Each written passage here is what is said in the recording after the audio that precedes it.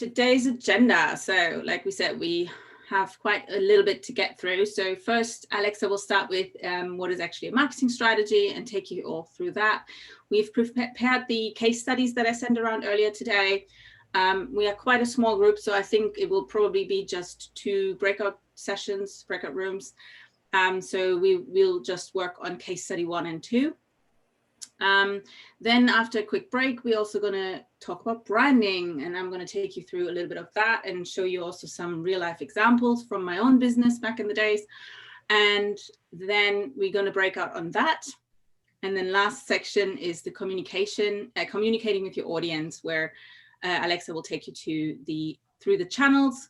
We break out on that again, and then it's about building a marketing plan. And then we have lots of practical tips as well, which I think, so we need to kind of time manage to get through to that part, because we think that is actually the most valuable probably for you guys. But we have to kind of cover the theory before we can get to the practical stuff. If you haven't met us before, this is the entire Essex Startups team. So we have Andy Muse, our head of startups.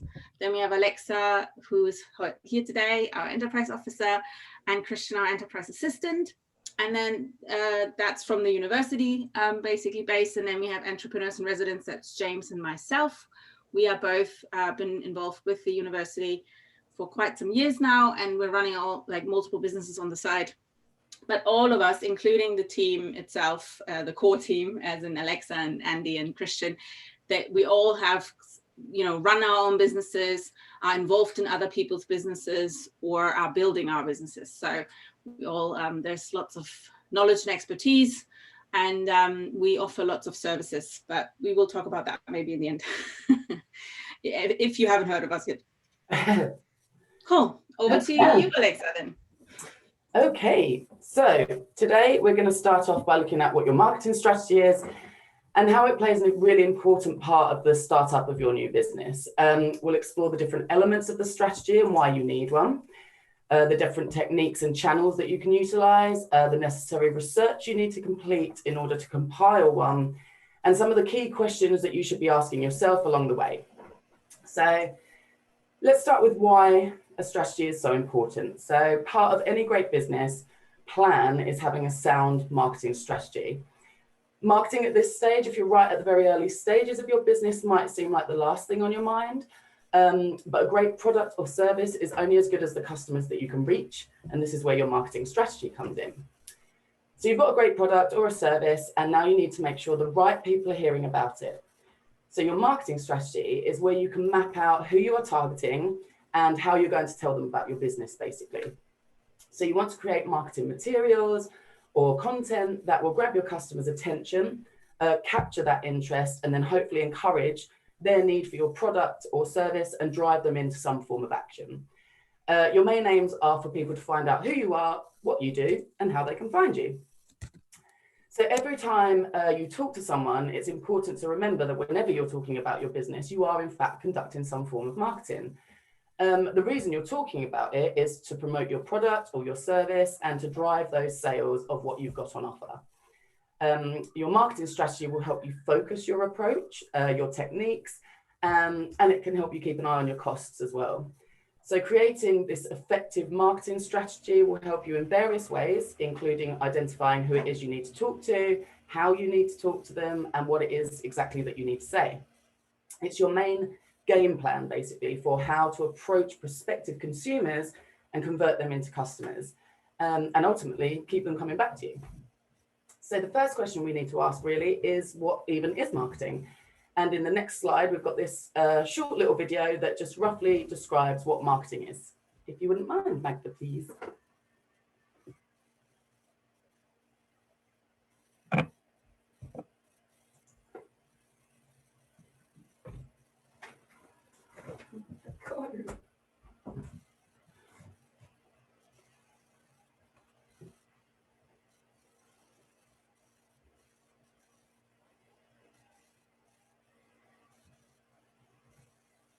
Oh, is there... Can you share the audio, Magda? Can you hear it now? Sorry. It just has music.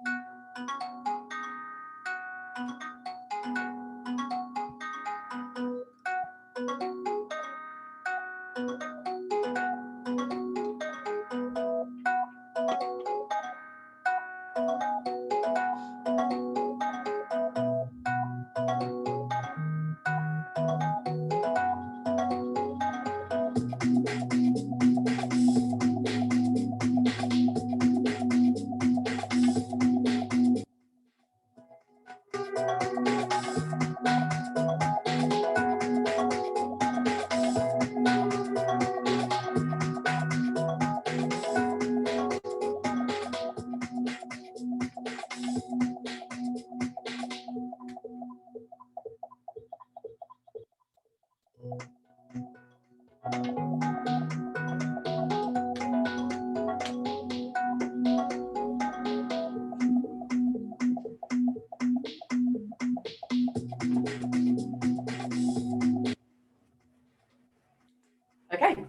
so as that short little video just shown us, a really useful way of starting to compile your marketing strategies and the information you need is to keep this 4Ps model in mind. So we've got product, whether that's a tangible good or an intangible service that fulfills a need or want of your consumers. It's essential that you fully understand what it is you're providing and how unique it is in the marketplace in order to effectively translate that message to your consumers. Then we've got price. From there, you can start to make your decisions based on pricing as maybe stipulated by the market, as this will impact your profit margins, supply, demand, and marketing strategy, and ultimately how much you can spend on your marketing and promotional efforts. Then we've got the promotion, the promoting of your product, how this will involve, and this will involve how you disseminate relevant product information to consumers and how your product is different from everything else that's out there. Promotion covers areas like advertising, public relations, social media marketing, etc. And we'll go more into that in a bit later. And then you've got place. So you may have heard the saying before, marketing is about putting the right product at the right price, at the right place, at the right time. So it's all of these elements combined together. So it's up to you to identify the ideal locations to convert potential customers into your returning customers. So if we go on to look at the next slide, what are the main elements that we should be considering when drawing out our entire marketing strategy? Well, first of all, you need to keep in mind your target audience. Who is it you're trying to reach through your marketing efforts? Who falls into your ideal customer category? The first step in any marketing strategy should be identifying this target audience. Of course, you don't want to rule out anyone and everyone that wants to buy your product, but at this preliminary stage, it's essential to clearly define your ideal target market and concentrate your marketing efforts there, at least for the first instance. So for example, you may well have heard of GoPro. They're a camera company and they aim to attract young, energetic, professional, or leisure athletes who love the excitement and adventure of outdoors and extreme activities. That's the customer that their whole marketing strategy is focused on. But of course, their products can be purchased by anyone. I'm sorry, I have to keep removing cats out of my way. So when you can identify the interests of your target market, you will be able to refine the overall style of your marketing strategy in a way that suits your end users ultimately. You'll be able to speak in a language they understand through channels that they use. And fundamentally, this will help you to connect with your audience on a much greater level. So next, we need to consider awareness. The ultimate goal of any business is to gain trust from your potential consumers and your current customers as well, and to boost brand awareness among this specific audience. There are various marketing techniques that can be utilized to get people talking about your business. And like I said, we'll look at the activities and channels a bit later on. And as I've said before, it's not just the product or service that the consumer is buying. They'll also be buying into your business as a brand and probably you as a person. So things like your underlying values and the goals that you want for your business will play a part in their decision-making process as well later down the line. So be clear with what you stand for.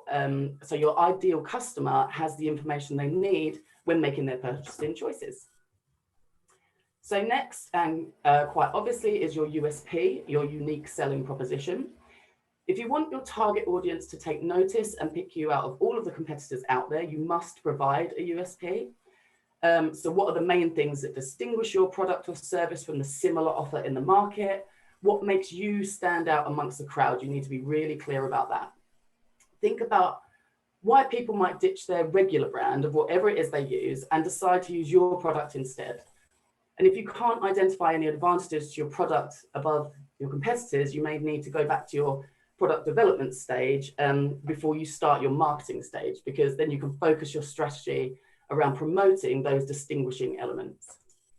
So If, for example, you're promoting new kitchen cleaning products, you're wading into a saturated market already and will immediately face this huge competition. So in order for you to attract a share of that audience, your product will need to have some unique features to make you stand out. So with that in mind, your customer wants reliability, they want effectiveness, and a range of other qualities from this specific product. But how can you meet their needs and give them more of what they're already getting? If you can effectively relay that message of your offer enough to get the attention of your target audience, you'll be that one step closer to achieving the goals of your marketing strategy. And there's absolutely no need to make things too complicated. Elaborate show-stopping TV commercials are great and might be utilized by the more established companies with maybe plenty of budget. But fundamentally, all you need to do at this stage is to identify one or two things that make you different and focus on them in your promotional activities. It may just be the simple case that your product is cheaper than everything else on the market, and that's all your potential clients need to know. What makes you special? Focus on that. So after you've identified that, then we've got the communication aspect. So it's essential to know when and how to communicate with your target audience. It's not really much use just knocking up a quick Instagram page, posting a few images when you can be bothered, and then leaving it idle for months on end and expect to create a significant and lasting following. Creating and developing a connection with your customers is really critical. It's one of the most critical aspects of your marketing strategy. So you want your customers to buy into your story and your values, again, like we said before. And they need this enough to be able to place you above your competitors when it comes to the buying. There are various methods of marketing that can be used, but the key here is to use them strategically and to your advantage. So once you've built up a decent number of followers or email contacts, for example, you'll need to maintain this communication with them as well. Your social posts or your monthly newsletters don't necessarily always have to focus solely on your business and what it provides and that hard sell. Sometimes you can just tap into people's real lives in general. Pick something topical, talk about it, make people aware that you are a real person behind your products. Of course, your main aim is to promote your products and services as the best choice there is on the market, but you should also focus your attention on the needs and the wants of your followers. So highlight the problems that they're facing and showcase how your product or service is the ideal solution to make their lives easier. And then finally, we have activities. So you've researched everything, you've identified and understood the basis of your target audience, and you've begun building that awareness of your company and your brand. You've clearly identified your USP, and now you've understood the importance of proper communication.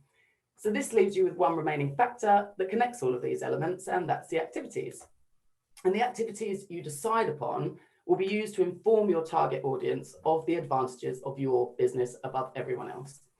There are a multitude of options available, but you must ensure that every action you take aligns with your original marketing strategy that you've set out. So if we move on to the next slide, we'll just now have a brief look at some of the questions that you should be asking yourself when you're compiling your marketing strategy. So you may have already had a pretty good idea of who your customer is. They may even be the driving force for you starting the business in the first place. Either way, your consumer research is essential in helping at this stage. The other research elements you should be referring to in this part is to start to build your strategy, is your market research and your competitor research as well. All three play a huge part in this section. And all of these aspects work together to show you a better picture of who to market your business to, so that the right people see it and ultimately take some form of action. So obviously, question one, who is my customer? Understanding that is key to getting your product out to them. Then understanding how you can reach them. Once you've figured that out, what you should be saying to these customers, what do they like to hear? What kind of language do they speak in? What tone of voice will they expect? And then another really big one is how much it will cost. As we've said before, identifying your main communication and promotional channels will help you to start identifying the costs associated with it. And it will help you gradually build up this picture of how much you could spend and how much you can spend. Remember, some marketing methods involve no cost at all. So think really carefully about how you allocate any marketing budget, because as we've said before, with many startups, there's not a lot of cash flow right at the start. So you have to be really specific about which marketing elements you feel you need to place budget into, especially when there's a lot of free options available. And then lastly, we can often forget this element, but it's who can help you.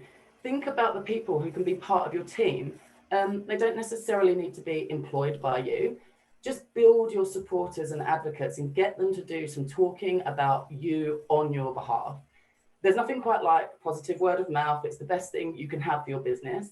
So think about, can your friends help you promote your product by maybe wearing it, using it, and highlighting it online on their own personal channels?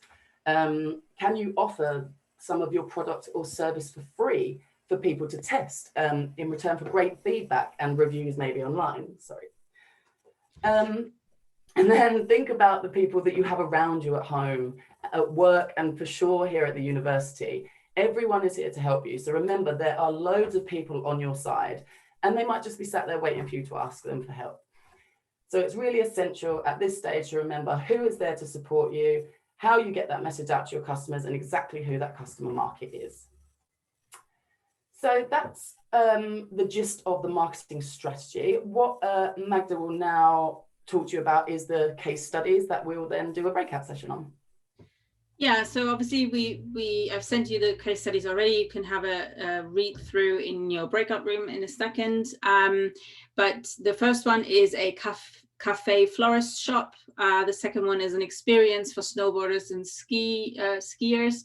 And yeah, and the third one we're not even going to use. So so let's just focus on those two. But the teams, I've set up the breakout rooms already. So in breakout room number 1, Alexa, you're going to be assigned automatically, but obviously ignore that. Is Chizara, am I pronouncing it correctly? I'm hoping.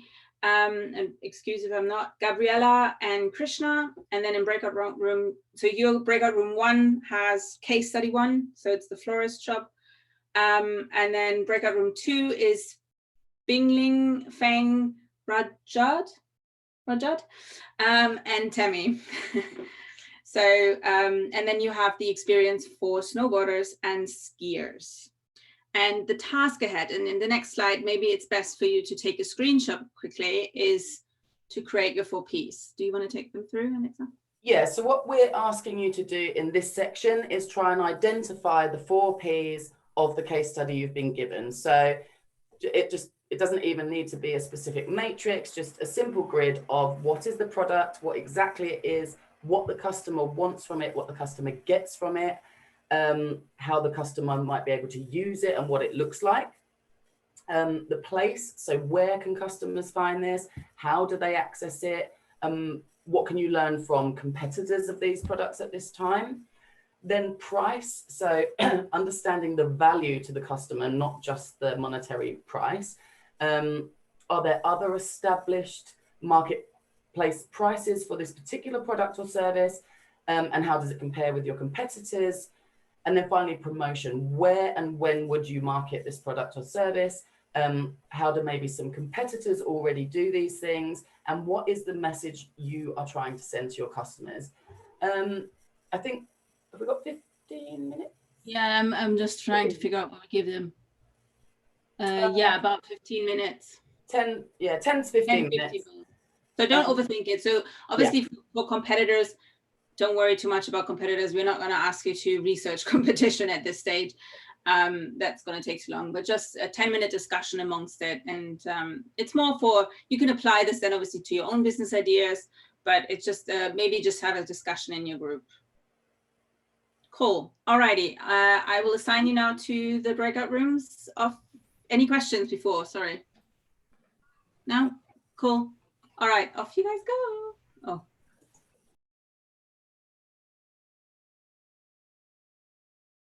Oh. Branding. What is branding?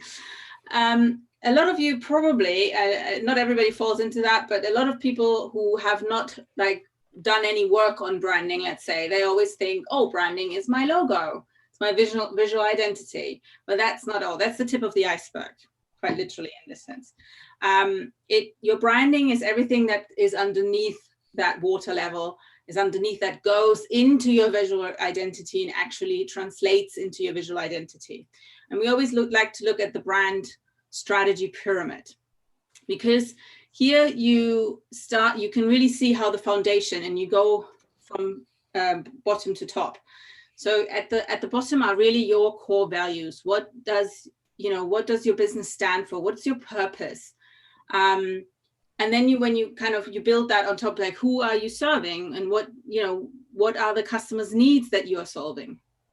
Then that obviously translates into your value proposition. That on the last week, any of you who were at the weekend, obviously we talked quite a lot on the value proposition. So what value are you actually delivering? Yes, we can share them with you, Krishna.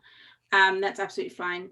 But so yeah, who are you actually serving? What value are you delivering for those people and creating for them? It's that value exchange. Then you go into the competitive advantage, kind of seeing, okay, what do my competitors do, and what can I do differently, or what can I do better than them? And that really is obviously your USP, like we said before, the unique selling point, but also just learning from them, I think, helps you in your competitive advantage as well. And then that translates into your products and services. Like, what are you actually offering? What are you solving, satisfying, or how are you delighting your customers with your products and services? And all of that then translates into your brand message. What's the story that you want to tell? What's the story that will evoke emotions for your customers? And what's your brand personality in that sense? And then your brand identity. Your brand identity is how you visually or how your visuals will tell that story, that brand message, and that experience you want to create for your customers. And then obviously all of that is then a translation into the actual design. And that's literally like, what kind of imagery are you going to use? What fonts, what tonality, what colors? What assets do you need in order to develop that design? So, obviously you need a logo, you need some business cards, you need social media banners, website, but all of it needs to be translated. So a lot of people are always like, oh, I have a business idea and I have already a logo. Well, have you done it? But they haven't actually looked at their ideal audience. They've not looked at their value proposition or their competitors. They haven't looked at anything. Also, core values, they are so important. And then it's kind of like, well, have you actually looked at these? No, I haven't. And therefore their design might change in the end, because when you go through that process from bottom to top, your design, your colors, everything that you create in the end for the visuals is a direct translation to what everything else is underneath. But we will talk about that in a second. So they are often called brand guidelines. And these are kind of the translation, or it's like almost like a booklet that you're going to create. Don't worry, you don't, as a startup, you don't necessarily have this. You probably have a visual identity and kind of define colors and stuff, but it's good at some point to create kind of your guidelines. And that in the visual sense is obviously like your logo elements, but also how you are not supposed to look to use your logo, so obviously a lot of when you create brand guidelines, you have like, I don't know, my logo can never be more than or closer than 3 centimeters off the edge of a paper or whatever. So things like that, just so you probably, like I said, as a startup, you're not going to necessarily worry about every single detail. But at some point when you grow and when you have a team and they are going to create your visuals for you, you need to have kind of guidelines so that they know what can and can't be done with your fonts and with your colors and with your logo. Also, employees in general, they need guidelines to work on, etc., etc. Because also the branding guidelines are not just your visual components, they're also your strategy. It's all about the brand personality, your positioning on the market, what kind of tonality are you using, your brand beliefs, if you want to call it, which kind of are your core values, what you stand for, and what you kind of want to, what that experience that you want to, and that emotional attachment you want to create and evoke from your customers. And then lastly, also your brand tone. So I was just saying that, the copywriting tone and the social media tone. So all of this is kind of just to give you a hint of what branding actually is, because it's not just your logo. This next section, all of you who've been at the weekend, you've seen this already. So, but it's to develop your core values. Hello, I just want to ask a question over here. Yeah. Yeah, so as we're talking about the logo and the effect that logo has on your brand, so if I take two examples like McD and KFC, so McD, definitely I can agree, the logo they have, it affects it a lot. I mean, it has a relation, but KFC just have KFC. So, I mean, how that logo affects the people, I mean, how they show about the brand and how, because just 3 letters. Yeah, but probably KFC has, obviously you need to look at the history, how it's been developed, and KFC stands for Kentucky Fried Chicken. So yeah, if someone knows about the full form, that's fine. But if a layman just seeing at the logo, how he will get attracted or understand what's behind this? Well, the logo probably by itself might not give you that much, but the logo is red. That evokes emotion. Okay. Probably the font they've been using, they've obviously used capital letters in a very specific font. They've thought lots and lots probably about what kind of font they're going to use, and things like that. And we will talk about the visual elements of a logo and of your identity after the next section. Cool. Thank you. Does that help? Yeah? Yeah. But I will address that again because there is a psychology behind stuff like that. Yeah, like I said, the next section, this bit about what's your why, we're going to repeat it because we had it at the weekend up, but it's always good to think about what is actually your why. What are you standing for? What's your purpose? Because that's good when you create your value proposition and when you kind of think about your product development and all of that. But it's also very necessary to look at when you actually think about your marketing, because your marketing, what Simon Sinek can just say so like amazingly and summarize in 5 minutes so well that I can probably talk over in 2 hours, is that people don't buy what you do, they buy why you do it. And that's the emotional connection as well. So I'm just going to play it again. Unfortunately, everybody who's seen it already, but it might just be a refresher. So don't tune out. I just love watching it anyway. Can you hear it? Yeah?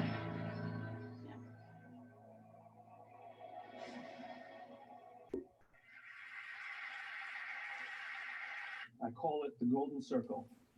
It's very quiet, the volume. Better? The volume is very quiet. Yeah, better. Why, how, what? This little idea why some organizations and some leaders are able to inspire where others aren't. Let me define the terms really quickly. Every single person, every single organization on the planet knows what they do 100%. Some know how they do it, whether you call it your differentiating value proposition or your proprietary process or your USP. But very, very few people or organizations know why they do what they do. And by why, I don't mean to make a profit. That's a result. It's always a result. By why, I mean, what's your purpose? What's your cause? What's your belief? Why does your organization exist? Why do you get out of bed in the morning? And why should anyone care? Well, as a result, the way we think, the way we act, the way we communicate is from the outside in. It's obvious. We go from the clearest thing to the fuzziest thing. But the inspired leaders and the inspired organizations, regardless of their size, regardless of their industry, all think, act, and communicate from the inside out. Let me give you an example. I use Apple because they're easy to understand and everybody gets it. If Apple were like everyone else, a marketing message from them might sound like this. We make great computers. They're beautifully designed, simple to use, and user-friendly. Want to buy one? Meh. And that's how most of us communicate. That's how most marketing is done. That's how most sales is done. And that's how most of us communicate interpersonally. We say what we do. We say how we're different or how we're better, and we expect some sort of behavior, a purchase, a vote, something like that. Here's our new law firm. We have the best lawyers with the biggest clients. We have, we always perform for our clients, do business with us. Here's our new car. It gets great gas mileage. It has, leather seats. Buy our car. But it's uninspiring. Here's how Apple actually communicates. Everything we do, we believe in challenging the status quo. We believe in thinking differently. The way we challenge the status quo is by making our products beautifully designed, simple to use, and user-friendly. We just happen to make great computers. Want to buy one? Totally different, right? You're ready to buy a computer from me. All I did was reverse the order of the information. What it proves to us is that people don't buy what you do, people buy why you do it. People don't buy what you do, they buy why you do it. This explains why every single person in this room is perfectly comfortable buying a computer from Apple. But we're also perfectly comfortable buying an MP3 player from Apple, or a phone from Apple, or a DVR from Apple. But as I said before, Apple's just a computer company. There's nothing that distinguishes them structurally from any of their competitors. Their competitors are all equally qualified to make all of these products. In fact, they tried. A few years ago, Gateway came out with flat screen TVs. They're eminently qualified to make flat screen TVs. They've been making flat screen monitors for years. Nobody bought one.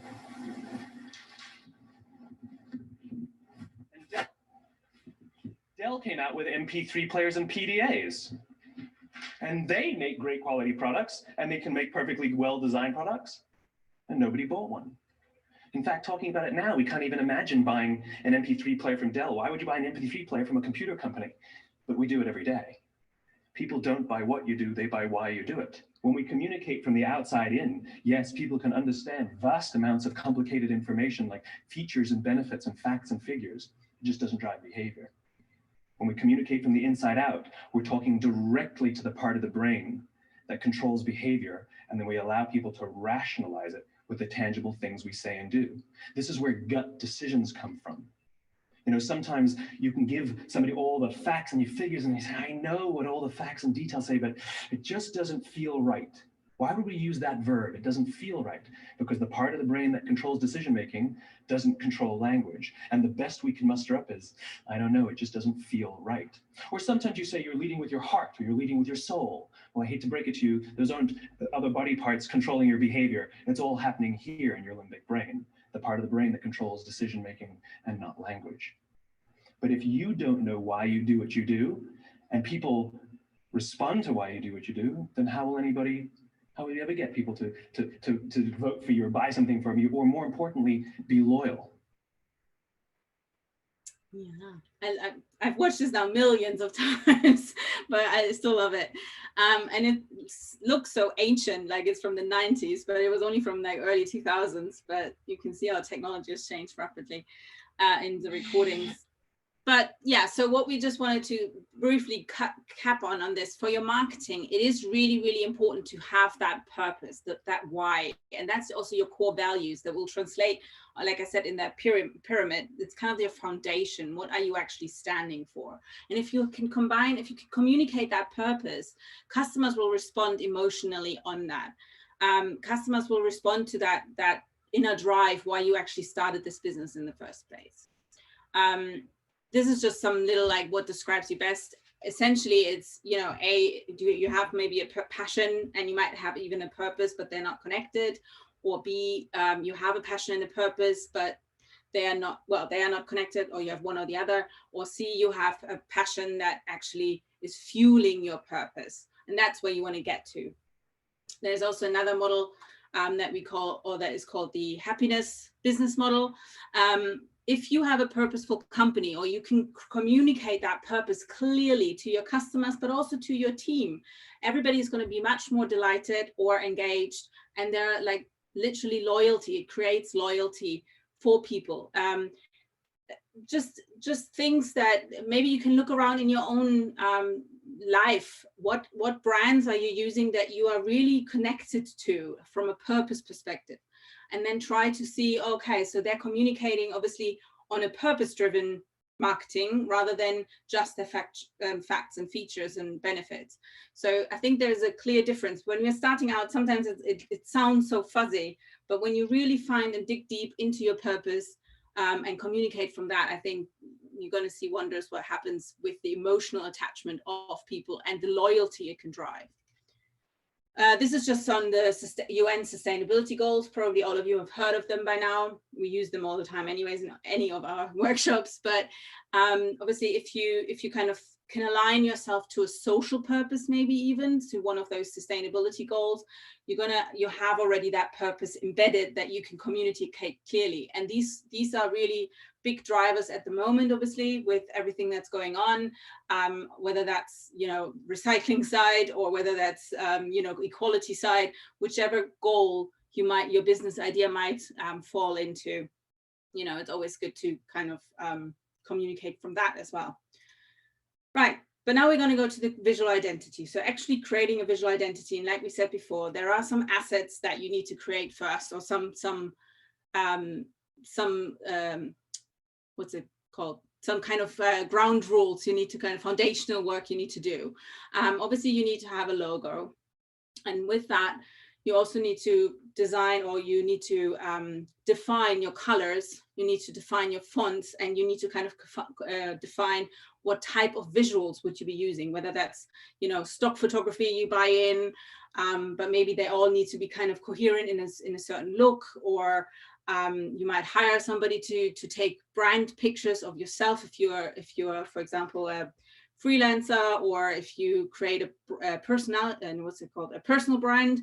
Then, you know, having professional images taken from you in like lifestyle situations, whatever you want to do, whatever works for you in that, but kind of having a foundation and groundwork and guidelines for yourself to what actually am I using all the time, and defining that before you start creating your social media visuals or your website visuals or whatever, is quite key.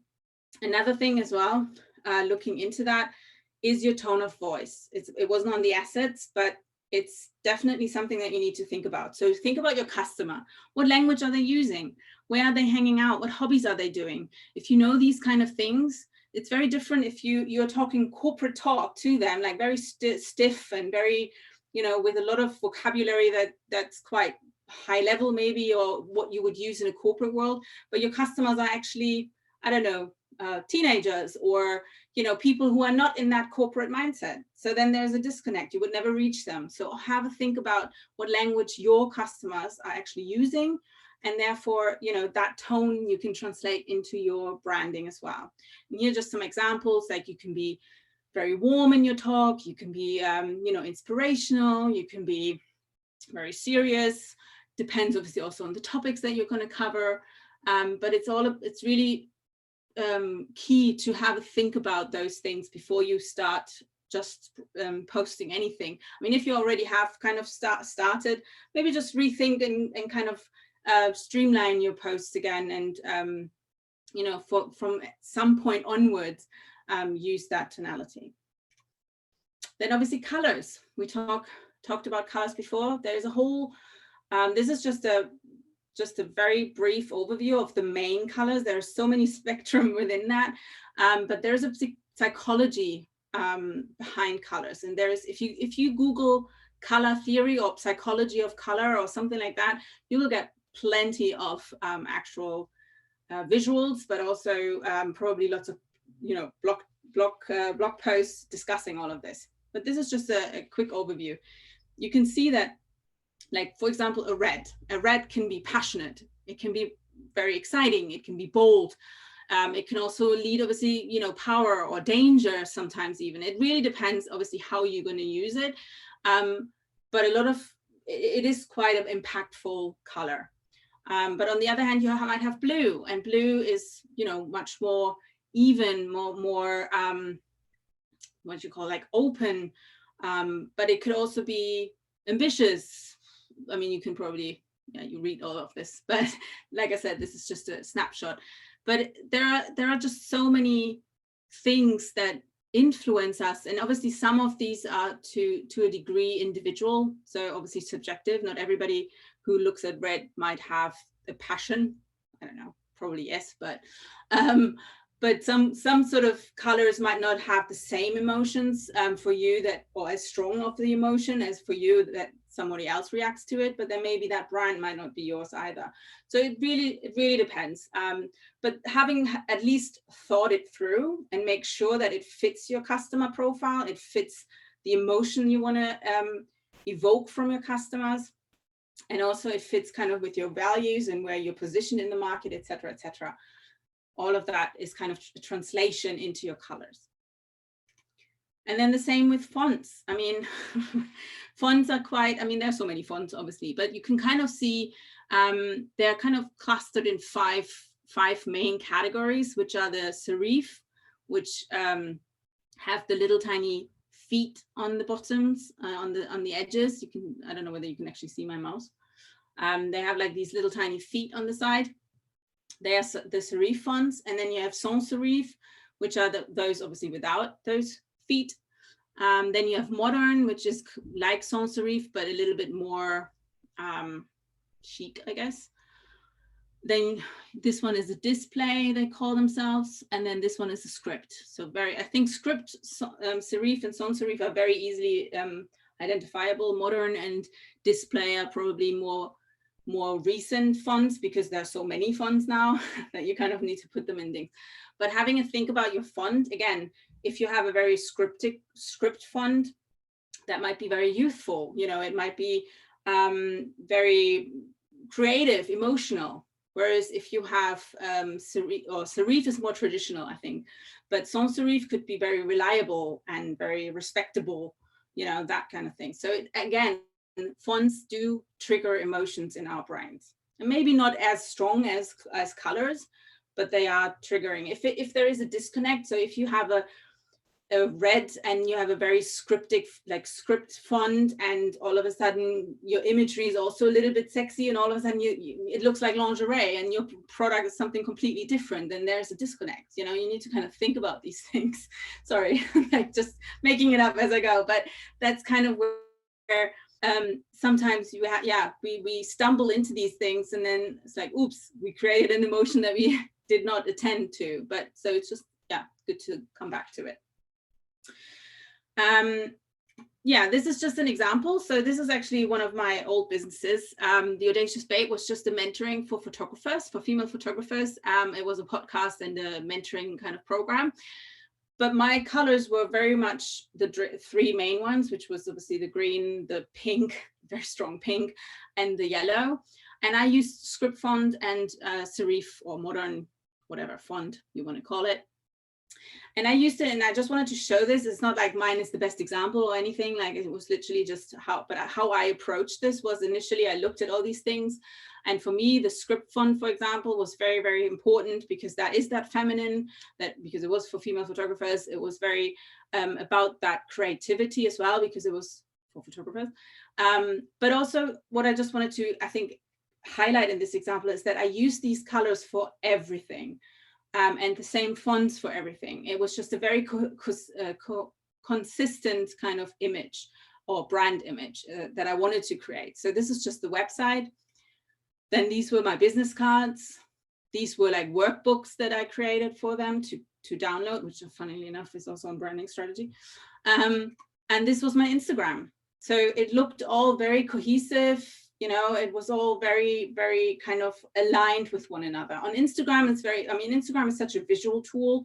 So if you are using Instagram, I would definitely highly recommend to try to evoke some kind of, think about grids on Instagram.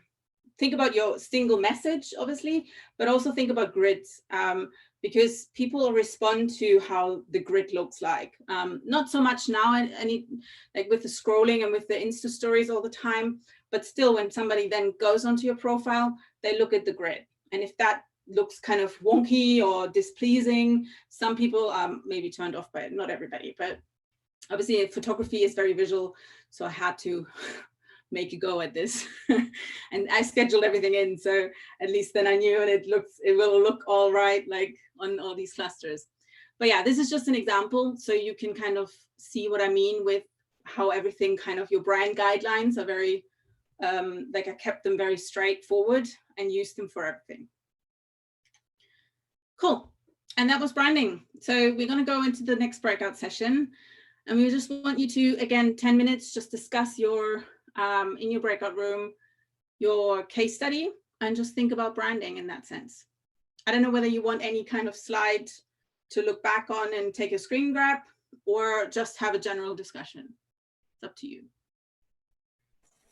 Yeah, I think if you focus on thinking about like what colors, like Magda said, what colors, what tone would they use, what's most suitable to the case studies you've been given. Just getting an idea around how you think that product or service would look if you were expecting to see it in the street, in an advert, or on social media. Yeah. Any questions before we go? And then after this, you get a break. Yeah. I think not really a question, but your audacious blog was really nice. Like, Oh, thank you. really cool. Thank you. Yeah. Especially like the message, be bold, be fearless. It's cool. Yeah, that was kind of obviously it's for females, so it was very, and I'm obviously a female, so my whole podcast was about that. Yeah, but cool. Okay, thank you for that. I will push you into the rooms now, and then any questions, obviously, holla. Cool. See you later.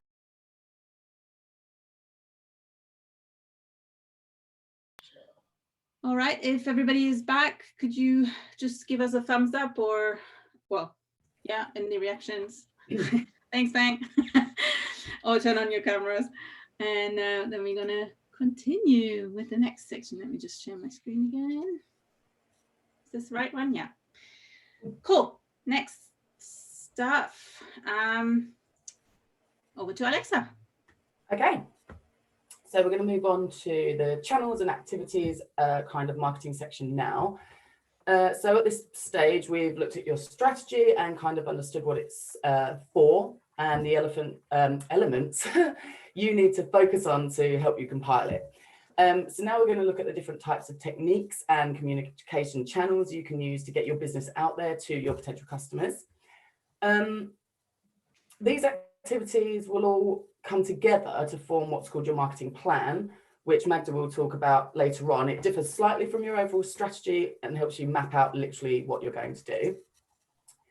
So there are numerous forms of marketing activity and communication channels available to all of us, some at quite high cost, as we've said before, and some at very little cost or even no cost at all.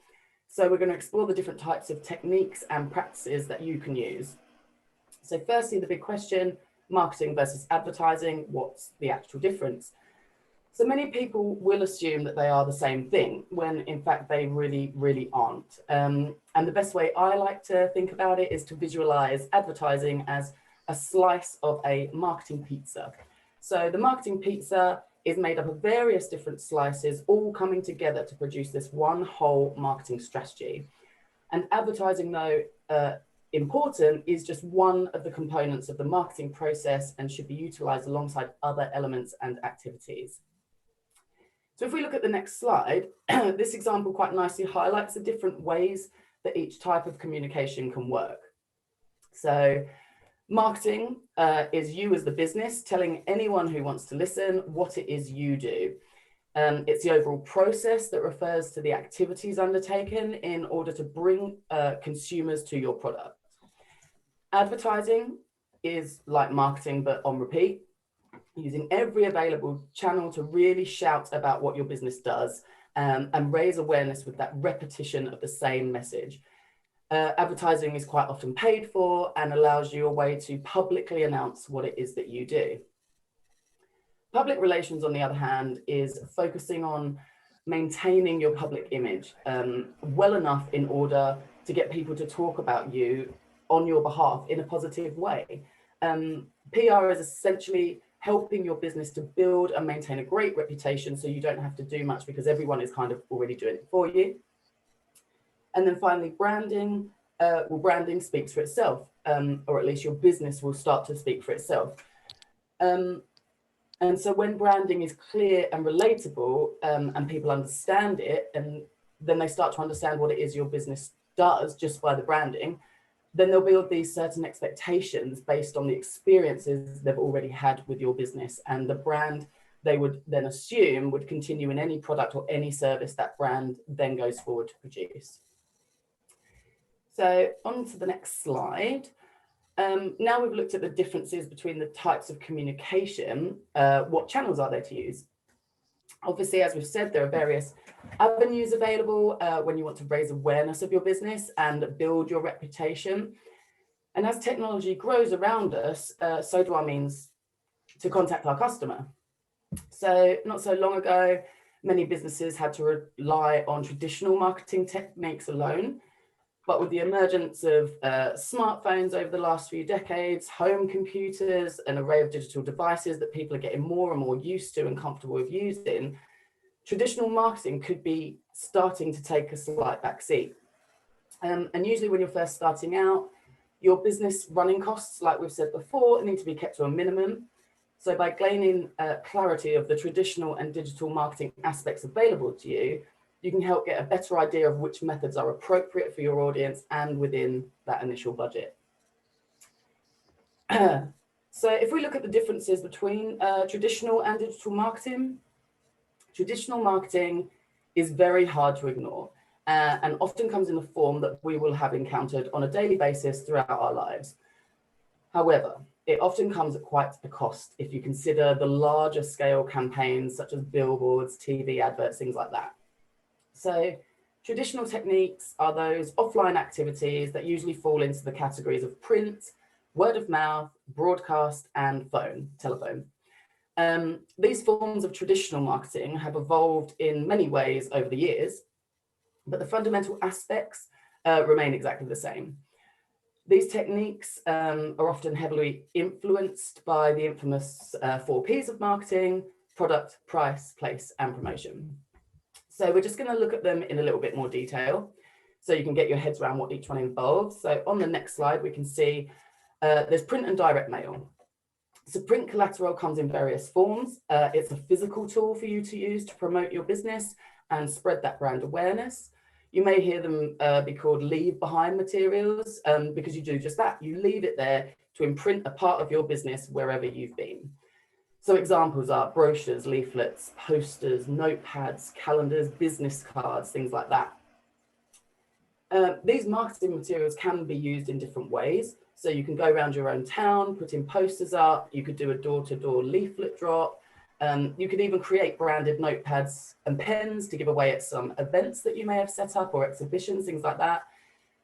Leave behind materials are a really effective way of increasing awareness of your business, because as I look around me now and I see that this notepad is by this person and this pen I've picked up at that event, and because they're branded, I'll see them every day in my daily use of my stationery life. Obviously, again, these come at quite a cost, so it's something to consider maybe further down the line. And in this digital age, it might be easy to think that these printed marketing materials no longer hold any value, but that isn't strictly true. And ignoring this channel completely could prevent you in cashing in on some sales and conversions later on. But again, at this stage, it's a lot to do with budget. So believe it or not, when compared to email, direct mail actually receives a higher appreciation rate. There was a study by the US Postal Service that showed that 67% of people find physical mail to be more personal than internet, so receiving an email. And additionally, 98% of people check their physical mail daily, whereas the average open rate for emails is significantly lower than that. However, this is not necessarily representative of the conversion rates as well. So direct mail has a historically low response rate, usually cited between 2 and 5%. However, that rate does remain consistent. So this technique can be executed effectively to some extent. So when you go to your front door, there's a postcard on the floor. You might put it straight in the bin or in the recycling, but you have to pick it up and you see it and it might grab your attention. And if you're selling a product or a service that's at quite a high price, or it's a luxury kind of item, you may only need 1 or 2 people to take notice to get that return on investment for those printed materials. So print advertising also consists of adverts that you'll find in magazines, newspapers, etc., and focusing on your business as a whole or an element that you're currently promoting at that time. Advertising your product in a specific or niche publication will definitely help you clearly target your specific audience more. So for example, when you're selling snowboards or snowboarding experiences, then a magazine like Snowboarders Weekly is probably going to be a pretty good place to put your publication, put your advert in. Your audience immediately are engaged. They understand exactly what your product is and the value of it. They'll have an idea of what's already available in the market, as well as your competitors. So it's a much safer bet in that respect than putting it in a local newspaper where you're trying to appeal to a much too bigger pool of people. So although this technique is often quite wide-reaching, again, it's important to look at the drawbacks to traditional marketing techniques when deciding where to place your marketing efforts and therefore budgets. So print, for example, can be very difficult to measure. Once that leaflet's handed out or that magazine advert is shown, you can't be sure of who has definitely seen it. So if you're wanting to keep a more stringent track of your return on investment, then print marketing can't really offer that. And remember, circulation numbers of magazines don't necessarily correlate to actual readership figures either. So again, it's probably one of the things that you'll do when you've got a bigger marketing budget later down the line. Now, word of mouth. According to Nielsen, 92% of people trust recommendations from friends and family over any other type of marketing or advertising. So why, according to research from American Marketing Association, are only 6% of companies getting it right? In many cases, it's because they've probably spent too long collecting data, collecting fans and followers, and not enough time actually connecting with them and engaging with these people and making them want to talk about you. Social media can give this illusion of engagement because somebody's liked it, but it can also give this false confidence. If those followers aren't nurtured into customers, anyone can just like a picture, but are they actually buying what you're saying? Are they believing in you and are they ultimately going to turn into somebody that buys your product or service? So word of mouth has advanced quite a lot. It used to be like a chat over the fence with your neighbor. And now it's more about blogging or putting it all on Instagram. Or you can have your own YouTube channel, or you can discuss it in a Facebook group with tens of thousands of followers. So it's all about exposure, and it's a lot about trust. You want people saying positive things about your brand and your product. So organic word of mouth are the conversations that naturally arise when someone is excited about what your business provides and they want to talk to others about it. They want to share their positive experiences for no other reason than they just want to. Say, for example, right at the start of the pandemic, everywhere was sold out of the hand pump soaps. And that's all I ever bought because I love the smell of refreshers or strawberry laces or whatever flavors they do. But you just couldn't get them. So I switched to the bars of soaps, which are all left on the bottom shelf and just completely ignored. After using them, I actually realized that they made my hands feel so much cleaner and moisturized. I wasn't getting these cracks in them anymore. And because I was so excited about that, I couldn't stop telling my friends and family about it. And now I'm telling you about it. And I would encourage you to do the same. So as you can see, this is how the most successful forms of word of mouth comes from your advocates and your supporters. If you've done something to change their life or change their experiences, they're going to talk about it without you pushing them. They don't need any encouragement to spread this word. And ultimately for you, it's free. It's positive, and it's exactly what every company really dreams of. So yeah. When we think about amplified word of mouth, on the other hand, that's when a company will launch a marketing campaign designed to almost force that conversation amongst its current market or a new market. And this is where challenger brands, if you've heard of a challenger brand, such as Oasis Drinks and the University of Essex, they can try and make a big splash and really get people talking about them by standing out in some sort of shocking or controversial way. So for example, a few years ago in the UK, the Oasis Drinks launched this summer campaign, and it just focused on this really simple directive. It was just a poster and it said, it's hot, you need a drink, we have sales targets. It was that simple. They had sales targets to reach, they needed to sell drinks to do it. It was just a very clear and simple message. Maybe too much to the point for some people, but they achieved their goal of getting people to talk about it and their products. This is similar. A few years back when I was doing my master's at Essex, I did my dissertation on the branding of the University of Essex. And at the time, we'd just seen a prospectus go out to our international markets that was hot pink with a white stiletto on it. And I questioned that kind of campaign and that kind of imagery, like what was that saying about us as a university? But it was really in keeping with that challenger brand of just making a big splash. Like we've said, there's hundreds of universities you can choose from. How do we stand out? Yes, it might have some people reacting to it negatively, but actually what my research found was nobody reacted to it negatively. All it did was draw people in when they were at these university fairs overseas, they saw our hot pink and they were like, oh, what is that? I want to know more about that uni. So there you go, that worked like that. So some of the word of mouth techniques or avenues you could explore within budgetary limitations, again, of course, are things like social media influencers. You can pay them, or you can send your product for them to test and review. Again, that works with user-generated content, so letting your customers talk about you. GoPro in particular utilized this tactic right at the start. I don't think they even had a marketing budget at that stage. What they did was just relied on their customers being so excited about their products that they would share their footage, they would share their pictures, and that did all the word of mouth selling for them. Then there's things like online reviews. This can be tricky because bad reviews can obviously be as damaging as good reviews are good at boosting your reputation. But whether you choose to encourage reviews or not, make sure the key element is to respond to all reviews in a professional manner. And this again highlights how you engage with your target market and your customers. Whether it's a good or bad review, you are there, showing that you are present, showing that you care enough to respond to your customers. Another element is freebies. Everyone loves free stuff. So having some sort of giveaway at some sort of event will always get people talking.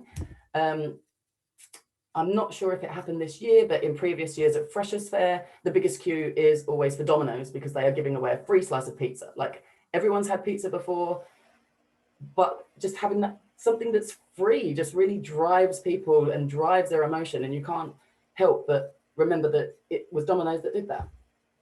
And then giving people something to talk about. So like we've said, with the university's campaign, with the Oasis campaign, you're making a big splash without spending too much money.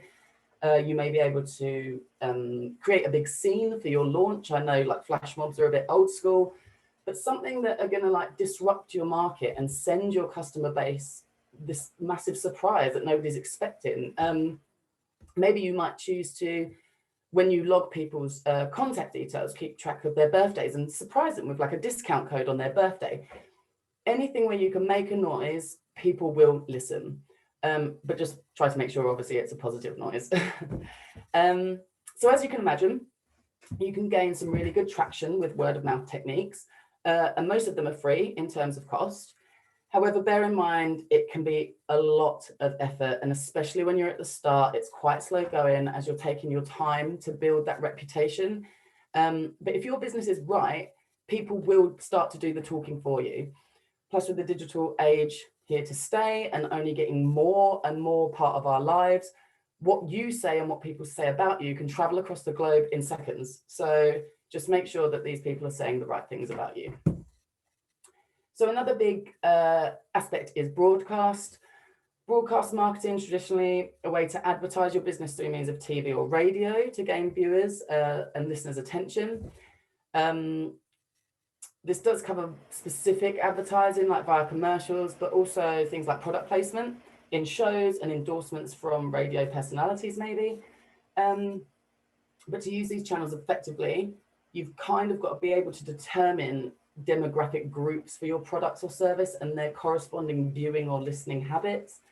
There are various organizations out there, such as the Nielsen Company, that can conduct this third-party research on your behalf to create a deeper understanding of viewer and listening habits among its respondents. But it's important to remember that broadcasting on TV and radio can come at a really, really high cost. So again, this might be further down the line for your business. And it's, quite often out of the reach of most startups.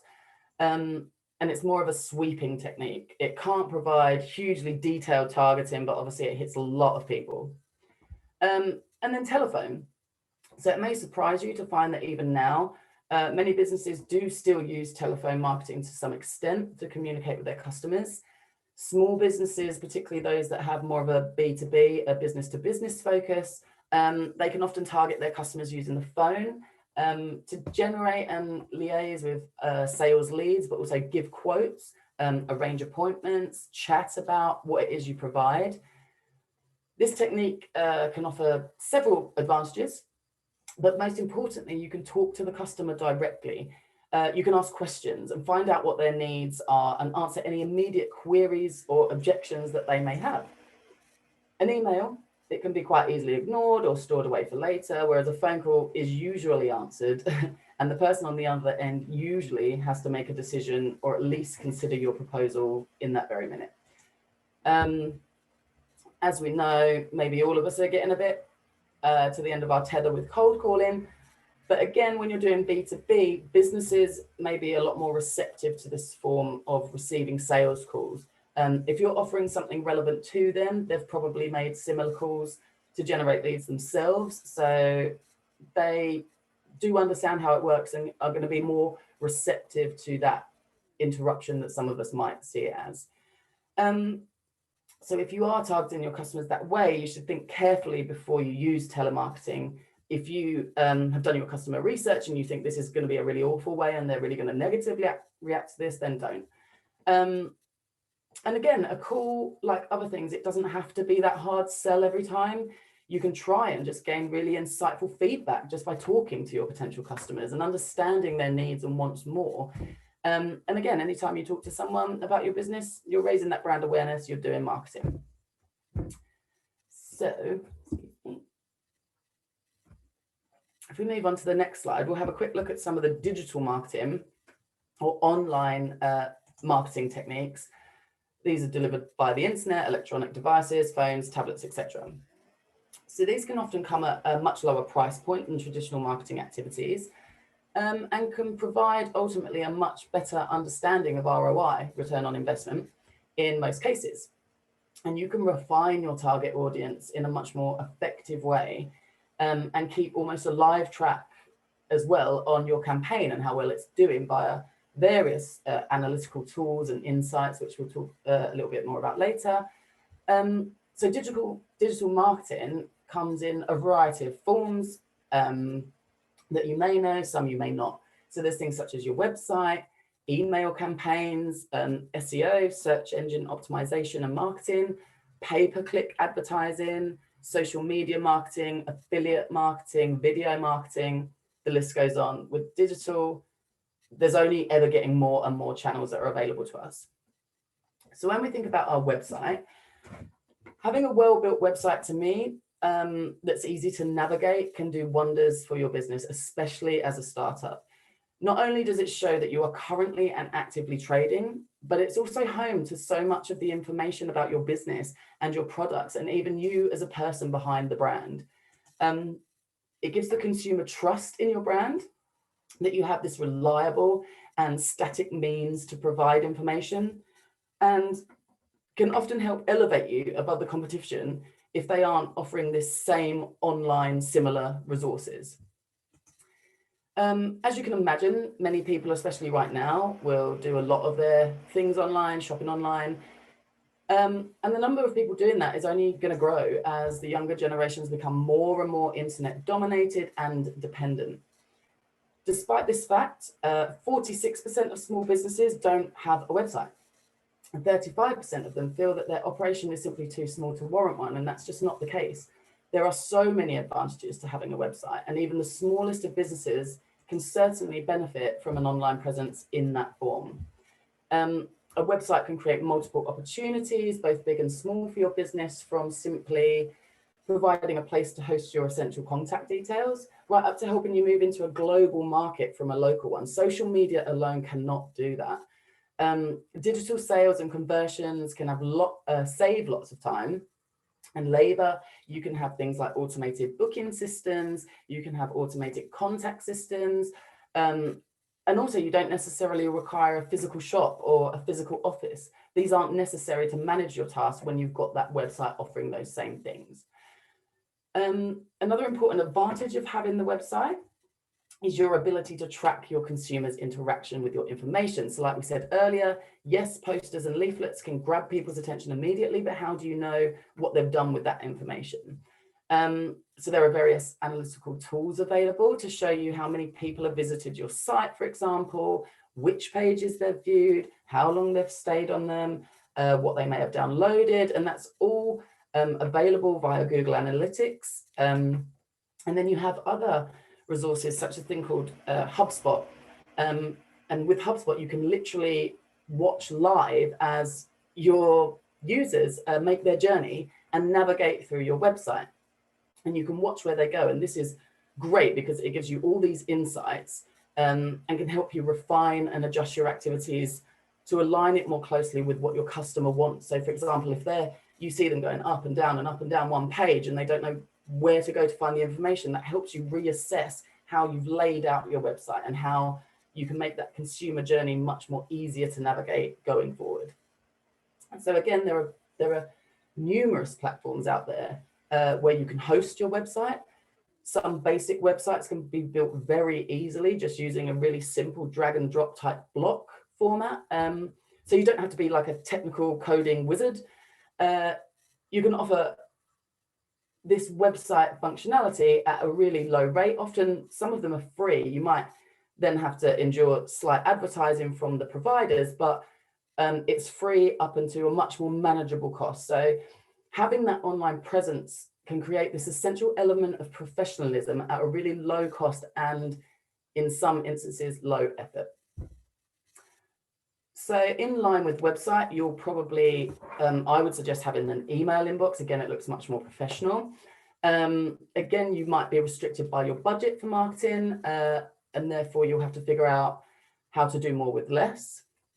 But you want to build that personalized connection with your customer while staying within this budget, and having an email, a specific email inbox for that is relatively low cost for what it can bring you. You may see that stats that cite that Facebook has over 1 billion active users and Twitter has around 255 million. And seeing these numbers can obviously tempt us to believe that social media is the most effective way to reach the masses. Yes, those are certainly very impressive numbers, but what are the numbers for email usage and why don't we hear about them? In actual fact, in 2019, the number of global email users amounted to 3.9 billion and is estimated to reach up to 4.4 billion users by 2024. I don't know if these figures surprise you, they kind of surprised me. But if you take a minute to think about your own online behavior, so you're doing some online shopping and you need to create an account for your delivery, you need an email address for that. You want to set up online banking so you don't need to go into the branch, you need an email address for that. You want to get the latest news online from the Independent or whatever newspaper or magazine you follow. Again, you'll need an account to view the full content sometimes, and you will need an email address for that. So you can kind of see the pattern that's emerging here. If you want any of these available social media accounts even, you need an email address for that to be able to sign up. So in addition, even these social media companies will contact you via email when you've been tagged in someone's picture or they want to recommend a new friend. So email is still really at the forefront in how we can communicate with our consumers. It's online currency, and anybody who is online and active online has an email address. So when it comes to connecting with your potential customers, there's no channel with a wider reach than email. If you have to choose between adding a subscriber to your email list or gaining a new social media follower, I would definitely go for the email subscriber every single time. But why? Well, first of all, 90% of email gets delivered to the intended recipient's inbox, whereas only around, I think at the moment, it's roughly 2% of your Facebook fans ever get to see your posts in their newsfeed. And this is due to the limits set by companies like Facebook in order to try and drive you towards using their paid advertising. Clever. So if you post some new content to your 10,000 fans, for example, only about 200 of them will even see it. Whereas if you send an email to 10,000 subscribers, at least 9,000 of them will receive that in their inbox, and they're likely to open it because they've signed up to your email subscription service. So another reason is your email subscribers, like I've just said, have explicitly told you that they want to hear from you. And when they signed up for this, they agreed to you emailing them. So they're probably expecting your email in their inbox, and they're much more likely to open it. It's a professional medium, and people expect to receive information about products and services through this channel because they've signed up to it. When you see an ad on Facebook, you haven't asked to see that necessarily. They're more than likely just plucked you out of a demographic data through your online behavior. So you can see these are two very different audiences in terms of engagement and expectation. So we will talk about social media. So is obviously a great tool, but it's how we use social media effectively to benefit our business. No doubt it has a very huge reach. You can also target adverts relatively specifically based on demographic. But many people still use social media just to connect with their friends and family, and they don't want that selling aspect, and it can be really lost on them.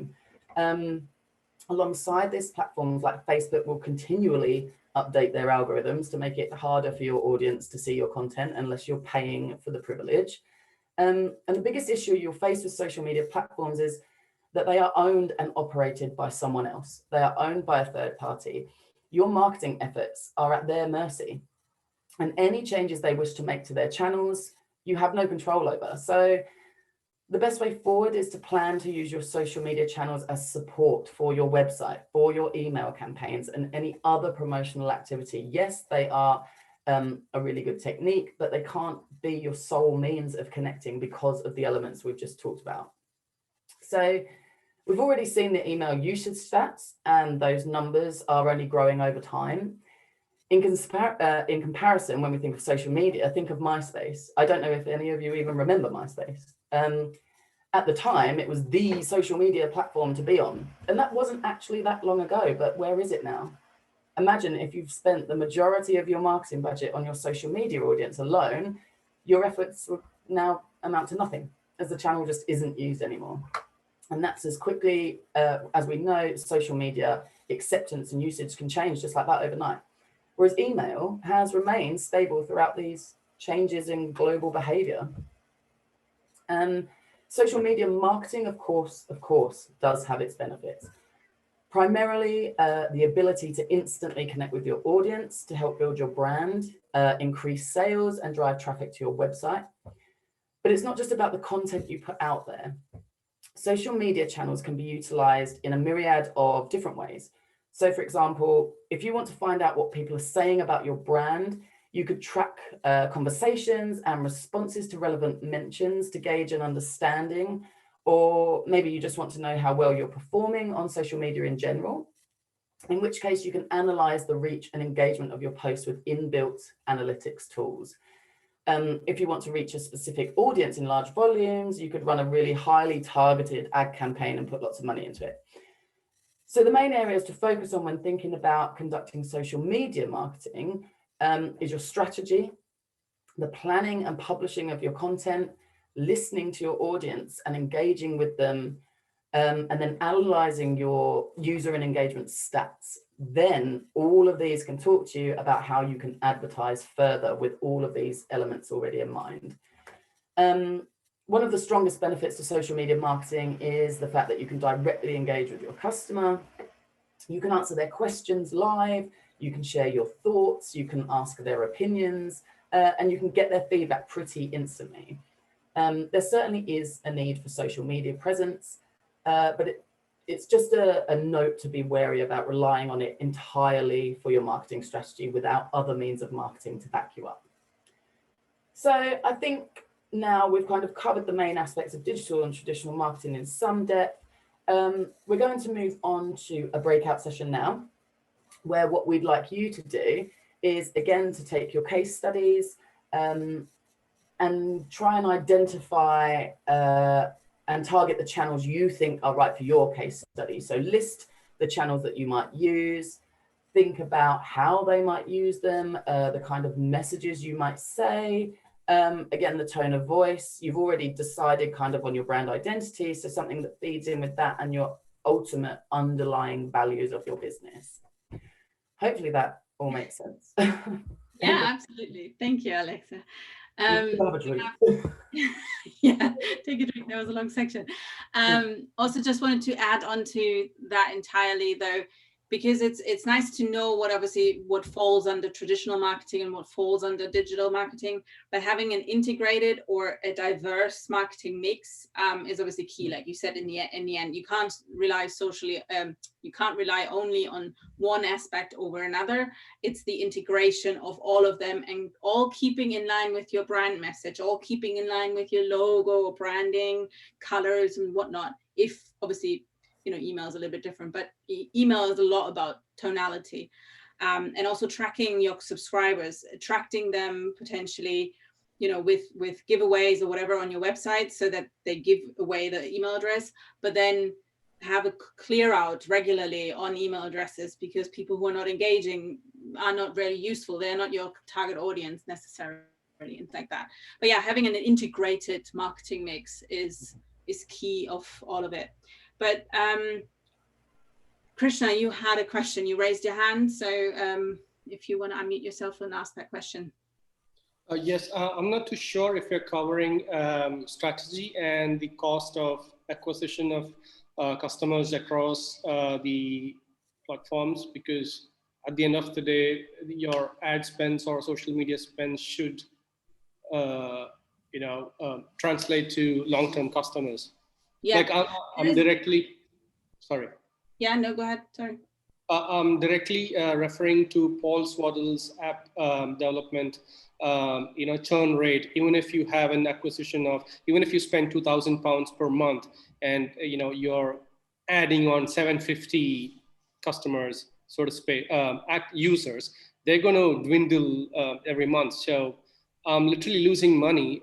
So I would rather spend that 2,000 somewhere else, probably a co-creation or email or a local, I don't know, something that's relevant and valuable to my addressing to the pain points of my customers directly, so that they stay with me. If it's a freemium model, they shift more to the annual subscription model.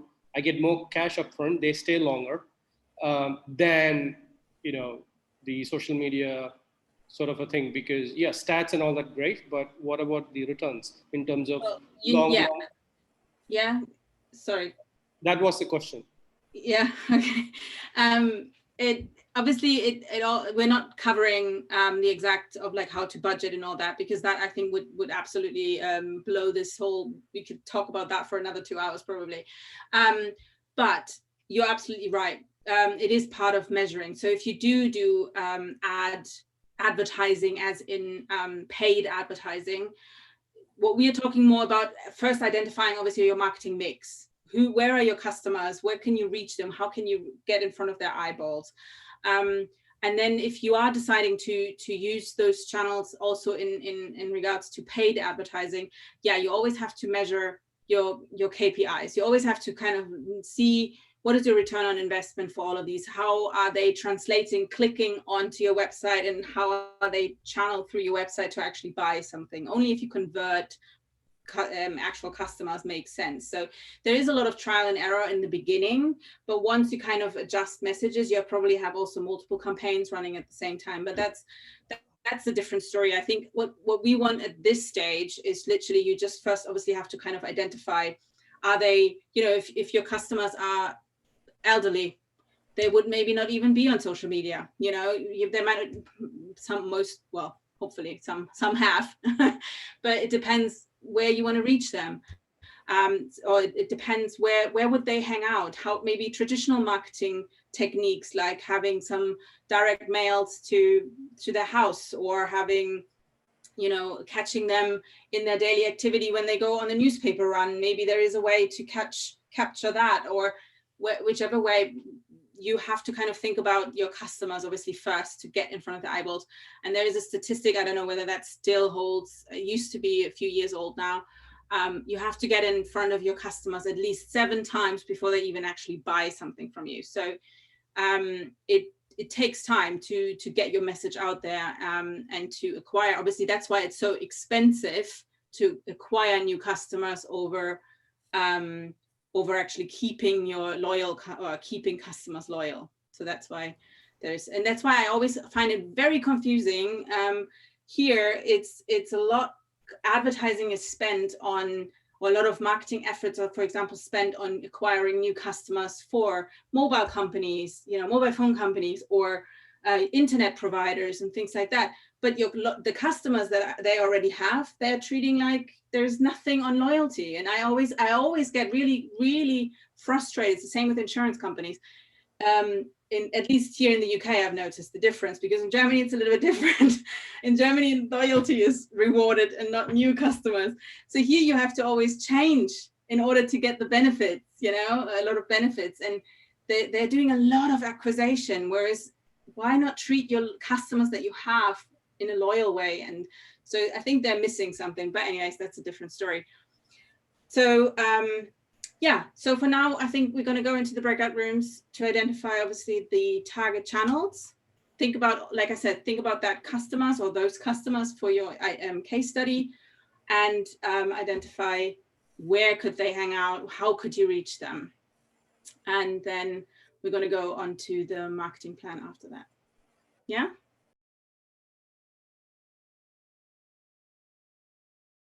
The practical bit, that's good. Well, thanks, Gabriella. Like, where is he? No.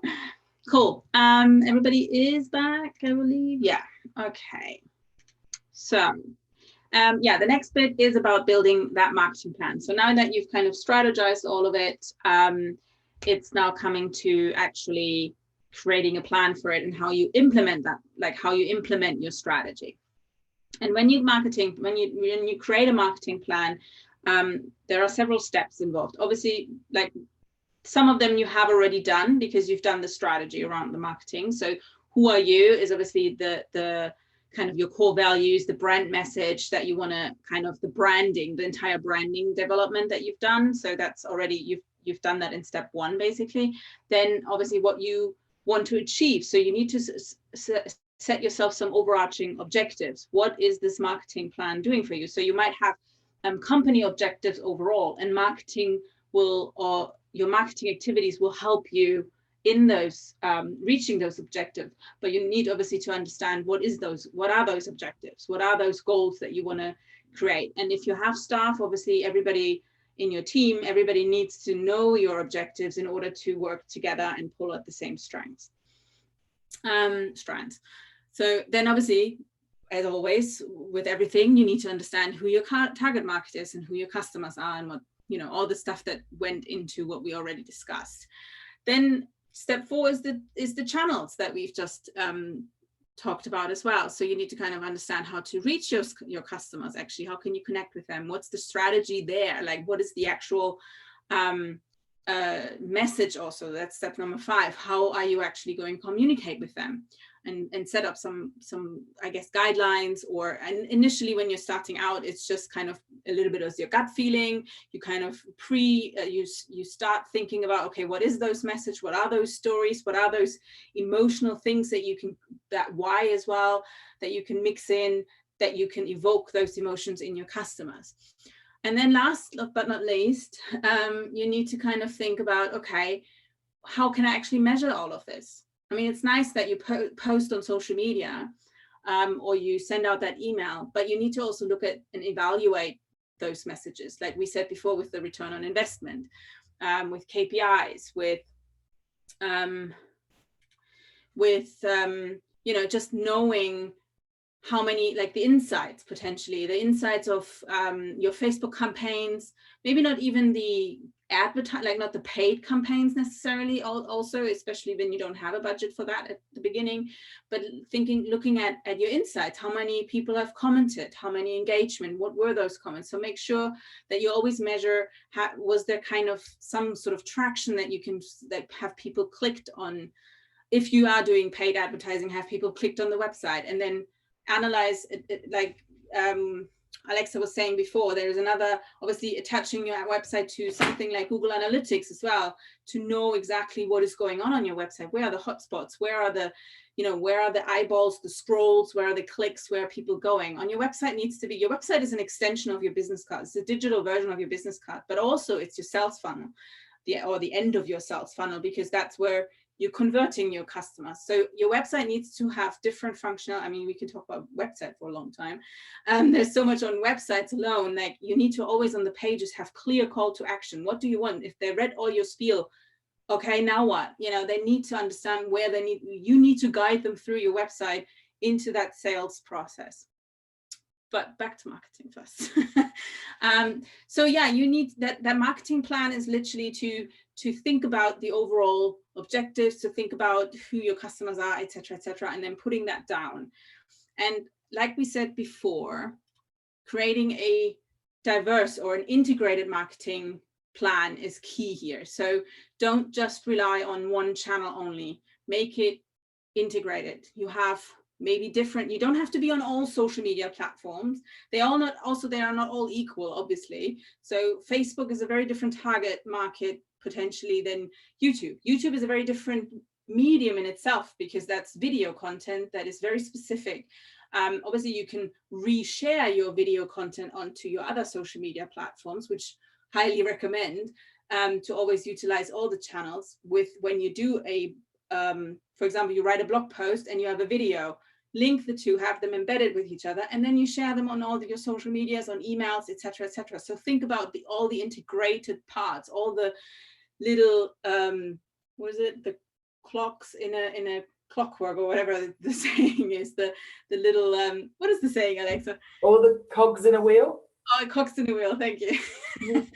So think about how you all integrated all of that, because yeah, you can't put, it's not, you're not going to put, or you shouldn't put all your eggs in one basket as well, because your customers, you have to reach them on different channels. You have to reach them over and over again before they even engage with you. So you need to think about those things, but also putting all your eggs in, for example, Facebook or Instagram, or any social media alone does not make a marketing campaign. And also it's just not, or all in email doesn't make a marketing campaign either. So it's literally having that integrated plan is making sure. The only advantage I can also say is on putting it on social media, or having a following on social media, because we get sometimes very caught up on, ooh, I have 30,000 followers or whatever, or only when I have 10,000 followers on Instagram I get the swipe up functionality and things like that in your Insta stories. Things like that makes us kind of caught up in reaching a following. Following is great, don't get me wrong. You get, that's kind of where you see a lot of traction going.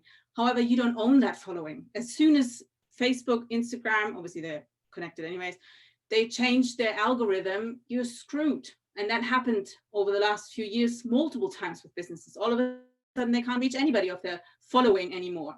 So having the advantage there, for example, having then a direct email campaign as well, and owning email addresses, even though email addresses also can get ignored, etc. But at least you kind of own those email addresses in the sense that you can directly get into their inbox. And as long as they will engage, or as long as they your system doesn't break down, or like you said, with the security, people get hacked or whatever, it's still, there's a different element to it, that it's not owned by someone else. There's no algorithm necessarily that can destroy your campaign on email. So it's just things like that to think about when you're looking at, but also make things easier for yourself, like marketing automations. And we will talk about that in a little bit in the practical tips section. You don't have to, like, every day when you kind of think about your posting schedule, and the consistency we were talking about, don't make it really hard on yourself and like, oh, every day I need to, like, for 10 minutes write quickly a content. Plan it all out, have a strategy behind it. And that's what a lot of people, we will probably hear the 30, 60, 90 days plan. A lot of people use this kind of, it's the quarterly planning of, okay, what can I achieve right now? What can I achieve in the next 30 days? What can I achieve in 60 days and in 90 days? Obviously, task will sometimes move on to the other because you didn't get it done, but at least you have tasks. So when you think of your overall arching key objectives, what you want to reach what you want to reach in your business, maybe sales figures, for example, and then think about, okay, how can my marketing achieve those sales figures? Then break those marketing activities that you kind of identified that would make you get to those sales figures, break them down into actionable steps. And then think about timing. How can you're not expected to, we're not, super people, Superman or Superwoman. We can't do everything at once. So pick your battles. What can you actually realistically achieve in 30 days, in 60 days, or in 90 days? And then build a plan around that. Another tool on the same element is creating a content plan. I mean, this is quite you know, this person, this was an image from the internet. So, but this person planned every Wednesday they're going to blog about something. Maybe if you are blogging, which again has SEO advantages, etc. If you want to go down that route as well. So blogging can also be a good thing long term, not short term. There's never a short term fix really. You need to kind of plan things, long term consistency and traction. But blogging, for example, do it regularly. Do it like they have, build it into a calendar to see, okay, every Wednesday I have to publish a blog. So then you need to kind of think about, okay, when are you writing that blog? Maybe in that blog there's an embedded video. Maybe you have to create a video for YouTube, embed it into the blog, and then also make sure that when that blog goes live, that blog post, have it in your email newsletter. It goes out, the announcement around that blog post goes out on your email newsletter. It goes out on all your social media places and profiles. It might obviously publishes on your website, and you know, wherever else you want to kind of shout about that blog post. And creating content in general is trust, obviously trust building, because you want to attract your customers. Like we said before, you want to create brand messages that they understand, that they connect to emotionally, and that builds trust. And that's kind of when you're consistent about that, and you talk about, you know, more than just your benefits and features. You actually talk about the purpose. You talk about maybe behind the scenes. Sometimes, you know, people love behind the scenes. That's why Insta stories are so popular, because people love what's going on behind the scenes, you know. And people have built massive brands that they still are professional in the sense, but they're also showing, you know, realistic life, or you know, people are traveling, like, well, obviously not right now, but like when they're on the road to a meeting, they get excited, and then about something, they can get excited, they get their following and their social media excited about what's coming up, you know, whatever it is. There's so many strategies and tactics that you can kind of create a little bit buzz with social media, but also build, like, it's all about trust building. And yeah, and a content calendar, whether you're going to use, if you're using Google Calendar, for example, or any kind of online calendar, on Google Calendar is quite nice. You can create different calendars or different color coding, like that person has. And then you literally assign a color to maybe, you know, your blog posts, a different color to your social media post, a different color for whatever. So just so you kind of always see in your calendar what's coming up, and therefore you have to plan on the to-dos. So every day, you know, your to-dos around your marketing strategy. And then in the end, obviously, like we said before, and I don't have a slide for this, is to measure your efforts, to look at how many people did open, like the open rate of my emails, how many you know, people have engaged with my blog post or my social media posts relating to my blog post, videos views, you know, recording them maybe on a weekly basis or after you've done a campaign or whatever it is, but having some kind of reference point where you started, and then keep measuring them. And only because one campaign didn't work, maybe analyze obviously why that one campaign might have not worked. Maybe there was something that just didn't connect. And you next time you write something, or your next post, you might change things a little bit, but also give it time. Like, don't think, oh, you know, I've done something and it's not attracted anyone, or it hasn't, that my engagement has gone down. There are so many factors going into engagement, with, especially when is social media engagement, because of algorithms, etc., etc. Sometimes that's not down to your message, that's down to other factors. But just keep going, be consistent, and measure that consistency, and you will probably see an increase. But then if you see, for example, people are not clicking on links, and therefore, like on your newsletter, people might open your newsletter, but they're not clicking on anything. Obviously, always have a CTA or like call to action also on your newsletter, which usually is kind of go to my website to read the blog post. And then at the end of the blog post, you have like, if you want to know more, do whatever, you know. So always have a clear action point or clear call to action to guide your customers. But look at, maybe they're opening the email, but they're not clicking on it. What could that be? Have a look. Is the link broken? You know, have things like that. Looking at those kind of statistics just always helps you to I know it's when you're starting out, there's a lot. There's a lot you have to learn, not only on like marketing, there's also tons you have to learn on the back end about finances, about running a business, about blah, blah, blah, blah. So pick your battles. Don't be, you know, don't put your eggs all in one basket, but equally don't be a jack of all trades. Don't do everything. Don't spread yourself too thin in the beginning. You just don't, like, if you know your customers hang out on Instagram, they also hang out on YouTube, and they hang out on Facebook, and I need TikTok, you know, you can't cater to every single one at this point. Pick your battle, which is the most effective way, effective platform that you could think your customer would be reached, and then become an expert in that platform first before you add another platform. I mean, you, like I said, you can't really compare YouTube with like TikTok, for example. They're very different platforms, very different audiences. YouTube is also much more long-lived, long-term content. You have more content that you build up there.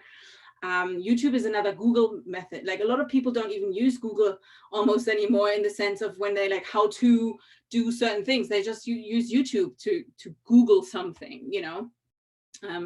So having videos sometimes can, you know, but it has to be purposeful. So what are your video content about? How can you make become a YouTuber in your business if that suits your customers? Not yourself necessarily. Maybe you don't even want to become a YouTuber. Maybe you do, but maybe it's a disconnect between your customers. Then don't waste your effort of creating long-winded or creating videos is a long process.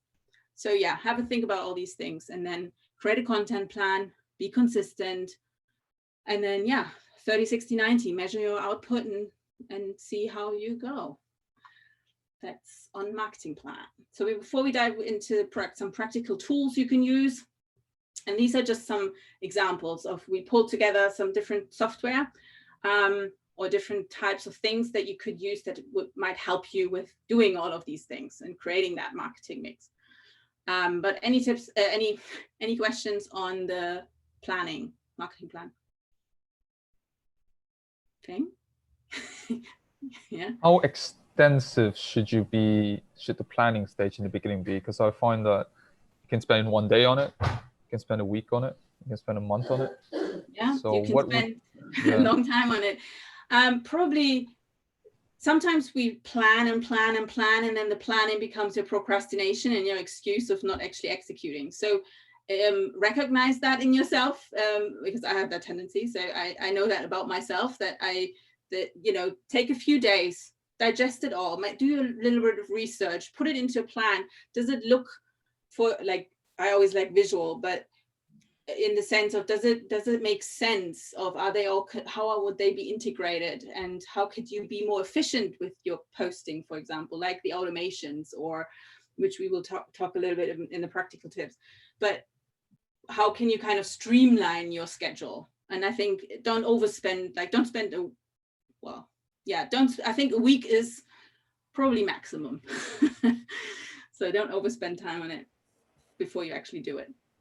Any other questions? I have something to share, if that's okay. Yeah. So I think off late, oops. Oh, as in, I thought you wanted to share your PowerPoint or something. Yeah. So I think the content, how it is being shared and viewed has changed. So like, people don't actually read, I mean, not all of them at least. So it's gone to TikTok format, like your Twitter equivalent, from blog to Twitter in terms of 144 characters shrunk.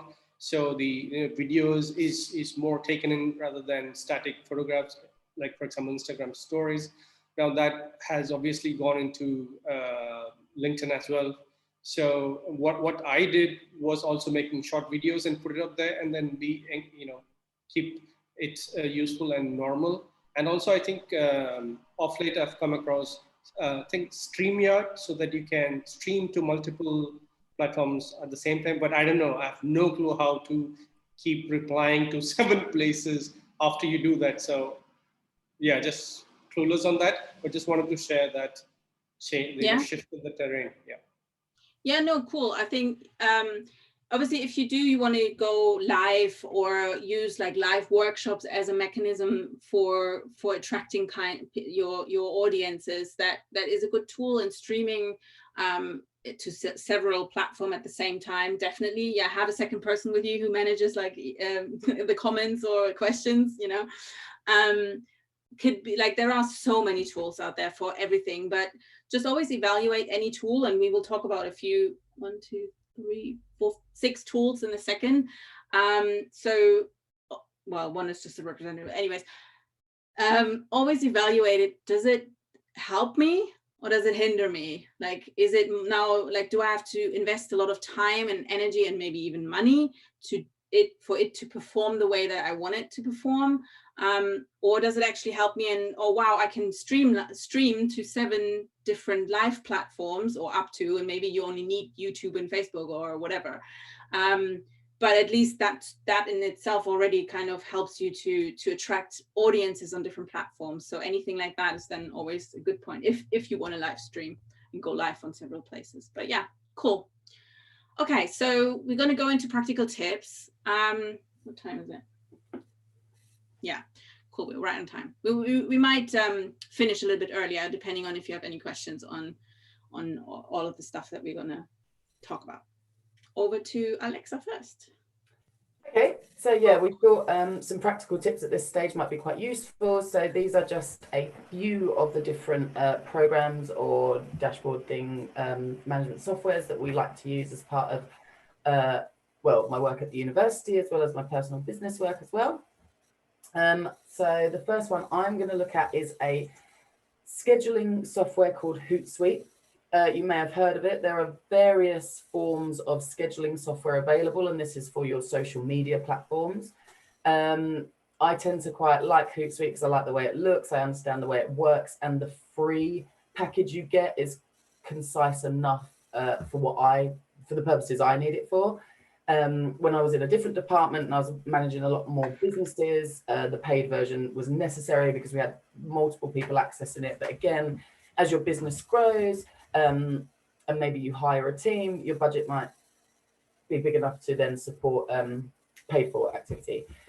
So basically with Hootsuite, it is a scheduling software, so you can make your social media plan come alive without having to think about it. So yeah, other schedulers include things like Buffer, Later.com, I think I used for a while, things like that. Yeah, so basically, I would, for example, write my marketing plan, and then part of my marketing plan would be my social media activity calendar.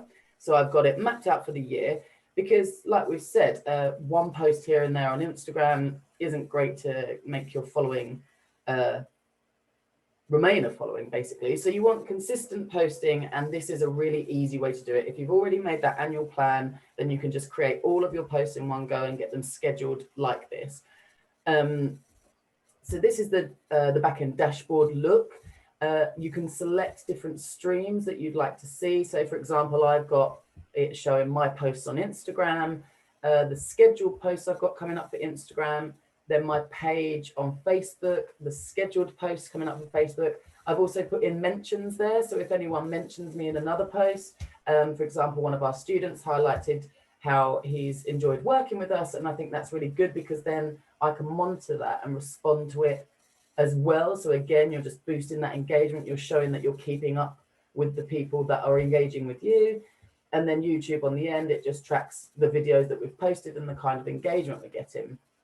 So there are various streams you can add and various social networks. I think the free package on Hootsuite only allows maybe 3 social media platforms, and then you'd have to pay to add any more.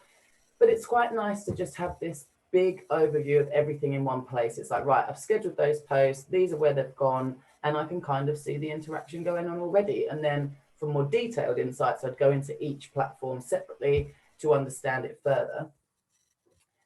So when we look at the next slide, this shows just what the calendar planner view looks like. So you build your posts individually and you pop them on your calendar. So again, you can be like, oh, did I even do a Happy New Year post? I don't know. You can just easily go back to your calendar and it shows you how you've got your social media plan mapped out. And again, it shows whether it's Facebook, whether it's Instagram, YouTube, LinkedIn, etc. And then on the next slide, it just really briefly shows you how to put one of these posts together. It's very similar to just creating a post live on Facebook or Instagram. At the top, you can see, you can select all your channels at once if you want the same message going out. I tend to just simulate the same things on each platform.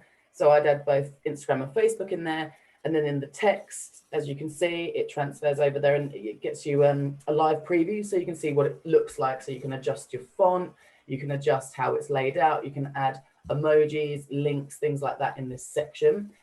And then you can add media. So you can add your videos and your photos.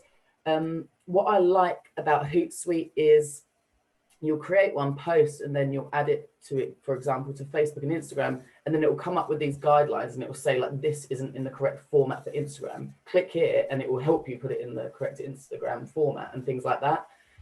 And then down the bottom, you can see you can post live from there if you want, but what I use it for is to schedule for later. And then you just click on that button, schedule the time, the day you want it to appear, and then it's gone from your mind. It's one of the things you just don't have to think about anymore. If you've already created that annual calendar, then you just work your way through on a Sunday or something, adding all the posts you can think of onto your scheduling platform. That element of marketing, you've done it, and you don't have to keep thinking about it. You don't have to think on the spot, oh, shall I say this? Obviously, it's still good if something organically comes up. We don't know what's going to happen tomorrow or the next day, especially in this year. Anything could happen day to day. So yeah, keeping on track of things that occur organically is also important, but this is a really nice way just to have some definite posts coming that you don't have to think about after the original posting. So that's just a quick look at Hootsuite. Again, the other software packages available are all quite similar in the ways that they show the information. I preferred this setup, like so with later.com, for example, that was mostly focused around Instagram at the start because you could never usually schedule for Instagram. That has only just come along. You can Facebook schedule in advance through Facebook. But yeah, with later, what I found was every time you created a post, you had to create them separately. Whereas this one, you can create one post and just add all of your channels to it. And I enjoyed that much more. I found it a much more better user experience for me personally. But if you're going to be creating different posts anyway, then you might find later more useful for you. Yeah, I found later in the Audacious Babe example I showed you earlier, I found later was the better version for me at that point, just because I did have a Facebook, but my engagement wasn't very high on Facebook and my target audience was more engaged on Instagram. So I focused a lot on that. And because on later you have the grid, you can see visually what your grid will look like.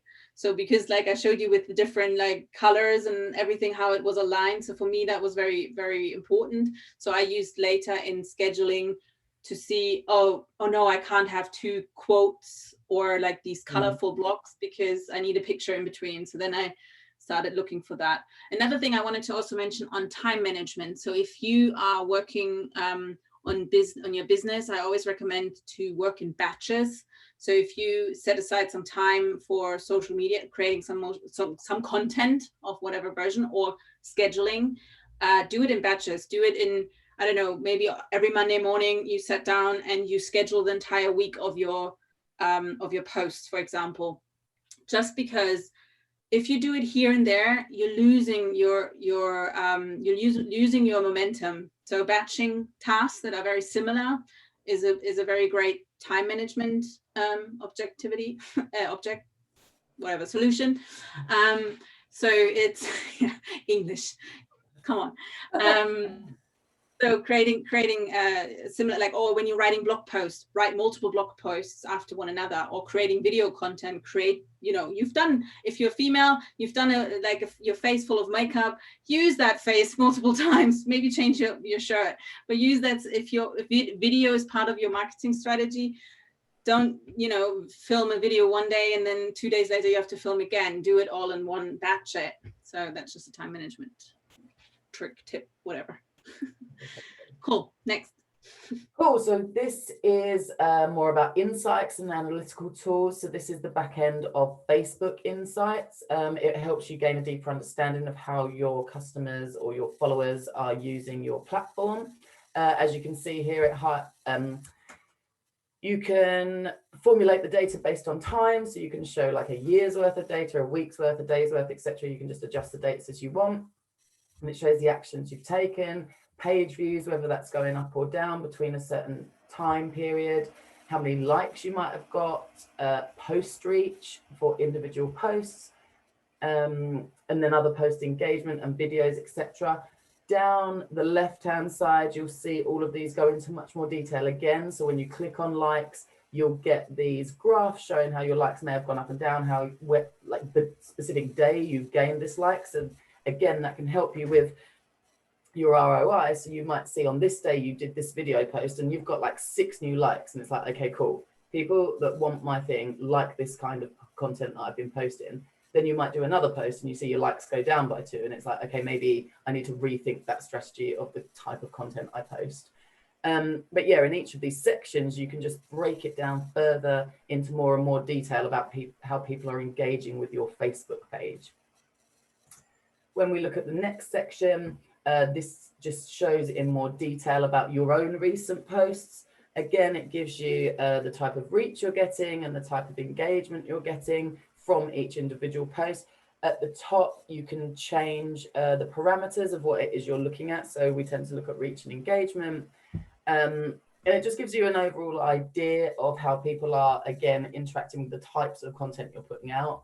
And obviously, there is the option to boost your posts, which involves paying for more advertising to spread that post to a wider audience. And then the last section I quite like in Insights is finding pages that are really similar and offer similar content to us. As you can see, Young Entrepreneur, they are way out in the likes compared to us, but that doesn't mean I can't learn from them. I can see how many total likes each page has got, but I can see how many posts they're doing. Should I be doing as many posts? Will the amount of posts correlate to the amount of engagement I get? Sometimes you'll see with these, by aligning all of these together and having that overall snapshot of what everyone is doing, you might notice like Startup at number 4 has had 0 posts, but their engagement's still quite high and things like that. So it just gives you more of an idea of what's happening in your market. When I did marketing for a nursery, it's really quite stiff competition because you're all offering a very similar service. So it was quite important to keep track of other nurseries in the local area to see what they were doing. How many posts were they doing? Are we doing too many posts? Are we saturating it so much that our followers are just getting bored? Maybe I should reduce that slightly. And over time, then you can build up a bigger picture of how people are interacting with your social media accounts. Yeah, Young Entrepreneur, we obviously need to be much more like them because their stats are 1.7 million. I mean, I don't even know. Yeah, I mean, I can't compete with 1.7 million followers.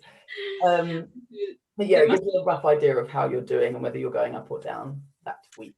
And these insights also, obviously, not to this degree, but they also exist on Instagram if you have a business page, for example, or I think even on the I think on the business page.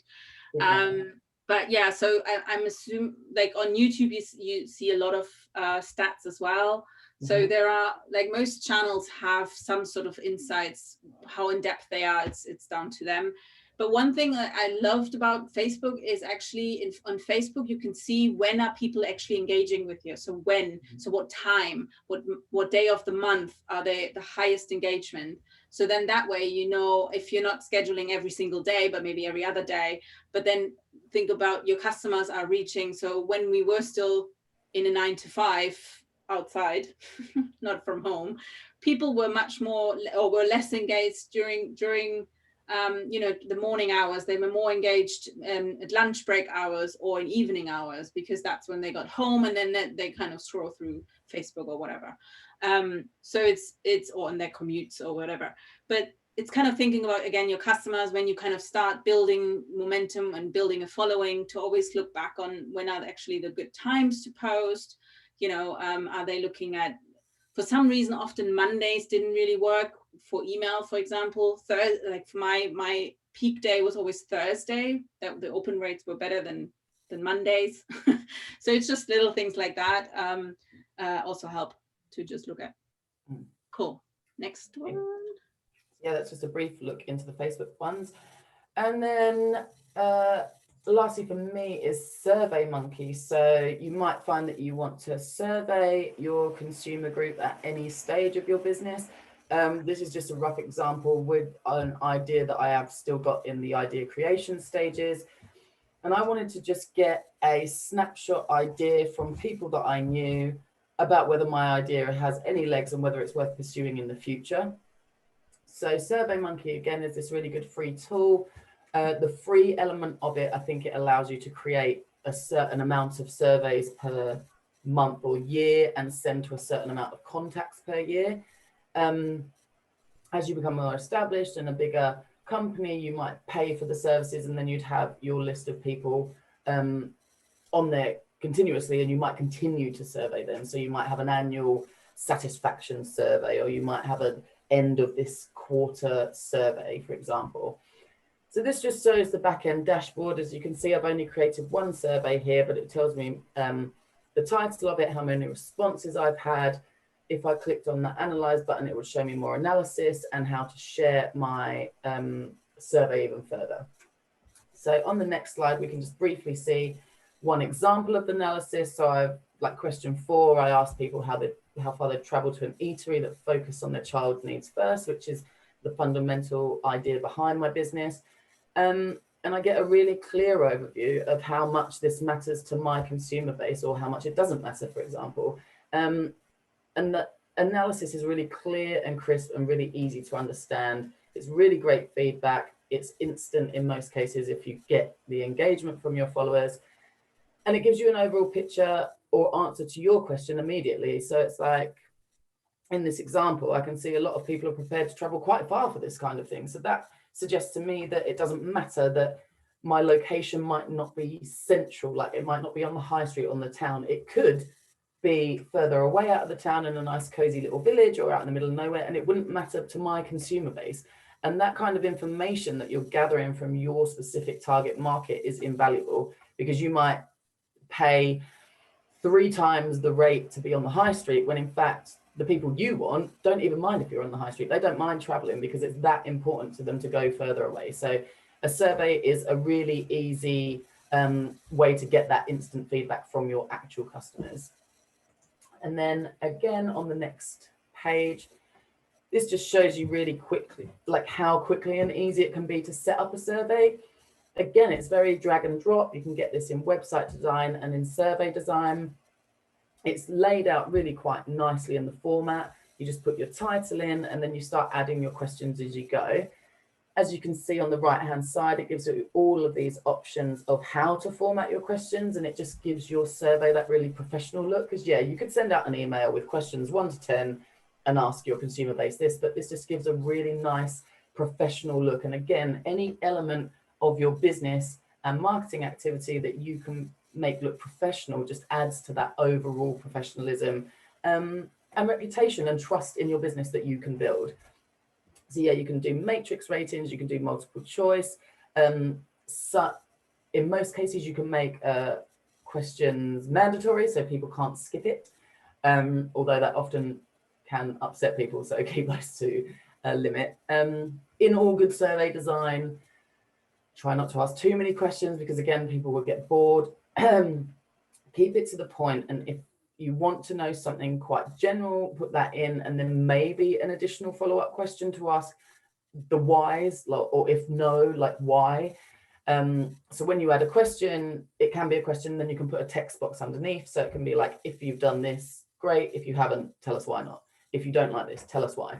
Again, you're just trying to get that overall view from your consumer base of what it is their answers to your questions are basically.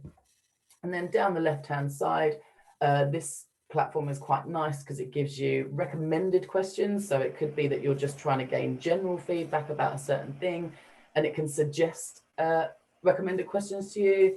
You can draw in any previously used questions that you might have used in a previous survey. So I used to do an annual satisfaction survey, which I found would be quite similar each year, and I'd ask a lot of the same questions, so I can just drag them in from my previous surveys without having to recreate the whole thing from scratch, and then maybe just add 1 or 2 more relevant questions for that particular year. And then, yeah, again, it just offers you all of these types of questions based on demographics, community, education, etc. So it's a really nice tool. And again, it's free. And with the level we're at, usually with a startup, our consumer base isn't big enough yet to qualify to have like a paid for service. But as you get bigger, you'll find the more money you've got in your budget, the more of the paid for versions you can use of these tools. And they're all very useful.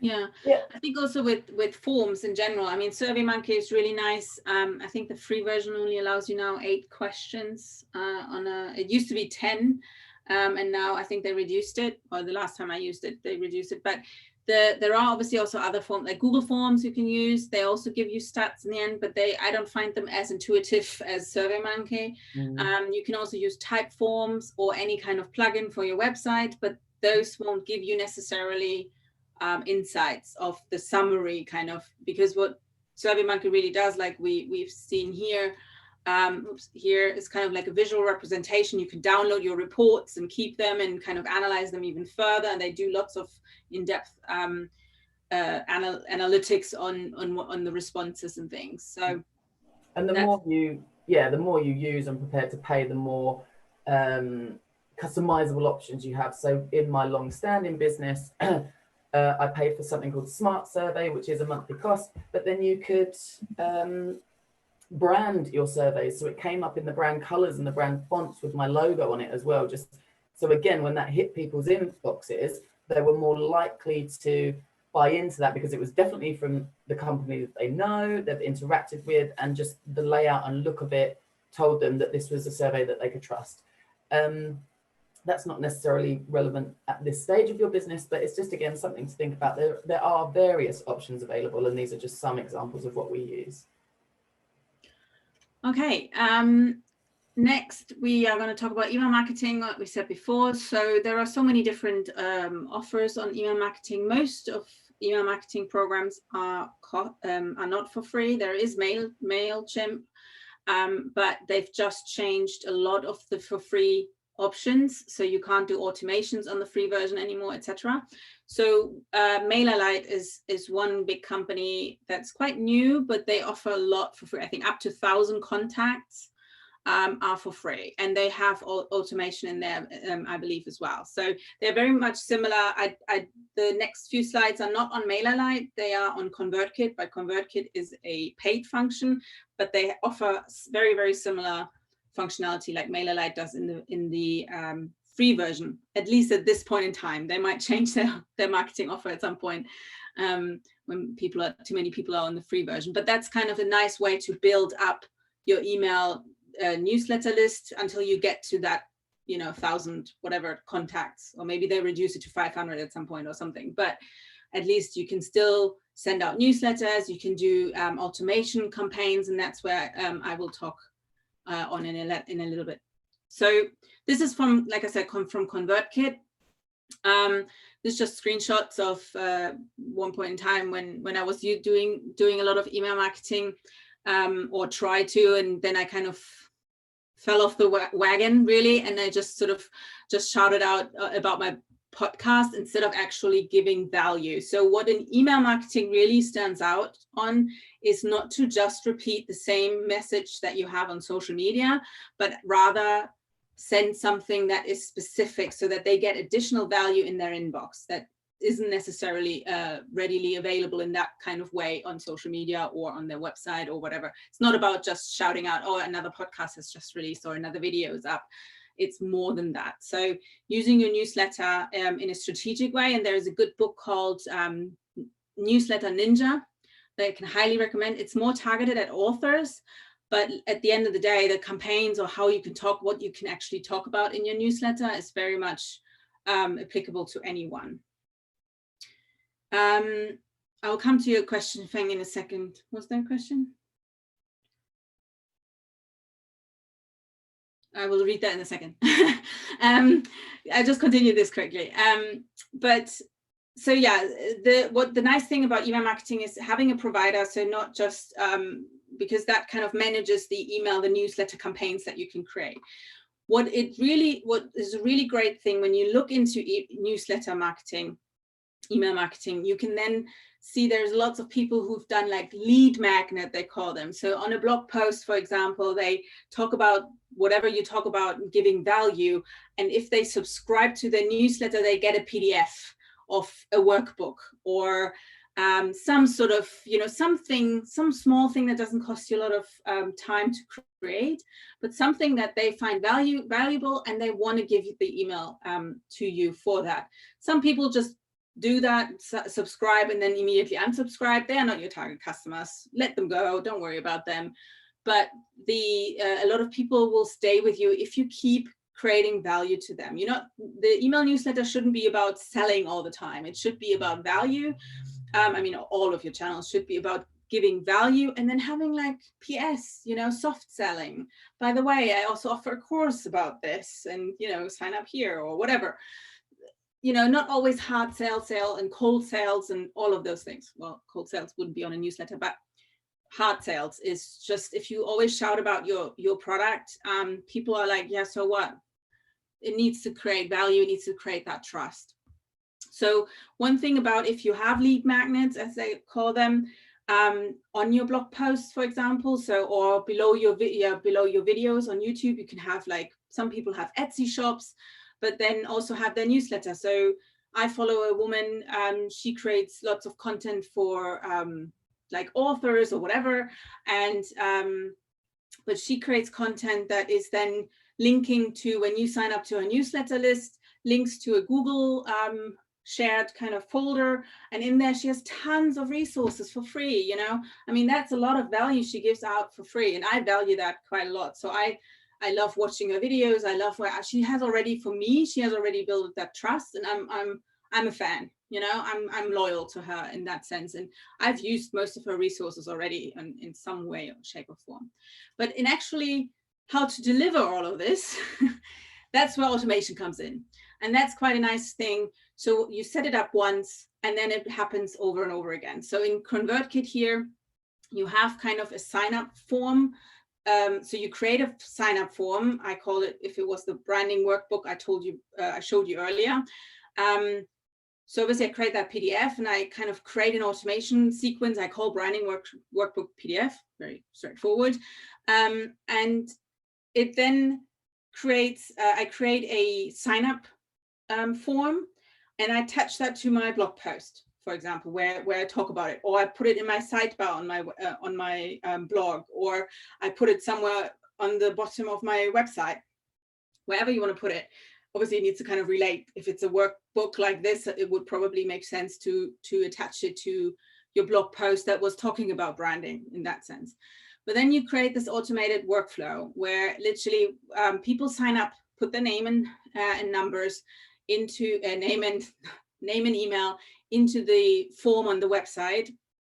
This kind of then triggers the workflow where they get an email with either they have to confirm their subscription first, like double entry opt-in, or if you don't have that, if you have single opt-in, then they get the delivery of that email with that link to download the PDF. So you don't have to do anything. You set it up once and then it's done, but that's kind of, those things essentially are helping you grow your newsletter following or your newsletter subscribers. So this, for example, looked like this. This was a specific plugin I used on my website that connected with my ConvertKit email marketing program. It's very easy to set up. There are tons of those things. So obviously, depending which website provider you're on, which platform, et cetera. So do your research into that. But this is kind of essentially, they plug in their name, their email address, say, yes, I want this. And then they receive an automated email, which I created in here. And in there, you can see the links, grab your copy here, or, I have sometimes use the link here and there, like different places. And then they get that delivered. And sometimes they unsubscribe immediately afterwards. Sometimes they stick around, whatever. But essentially, it doesn't cost you anything afterwards. You've set it up once. And it's like, the idea about automation is just creating that machine of constant keeping things up. You just need to always make sure you can relate back to that opt-in page, that opt-in, whatever you want to create as a value driver. Maybe you have initially just one lead magnet, but you're always driving every social media post or underneath the video on YouTube or wherever you have that link to the opt-in page. You mention it in the video, maybe, you know, opt in on my newsletter and you get this, you know, whatever. Anytime you can kind of mention it, it becomes that newsletter growing machine.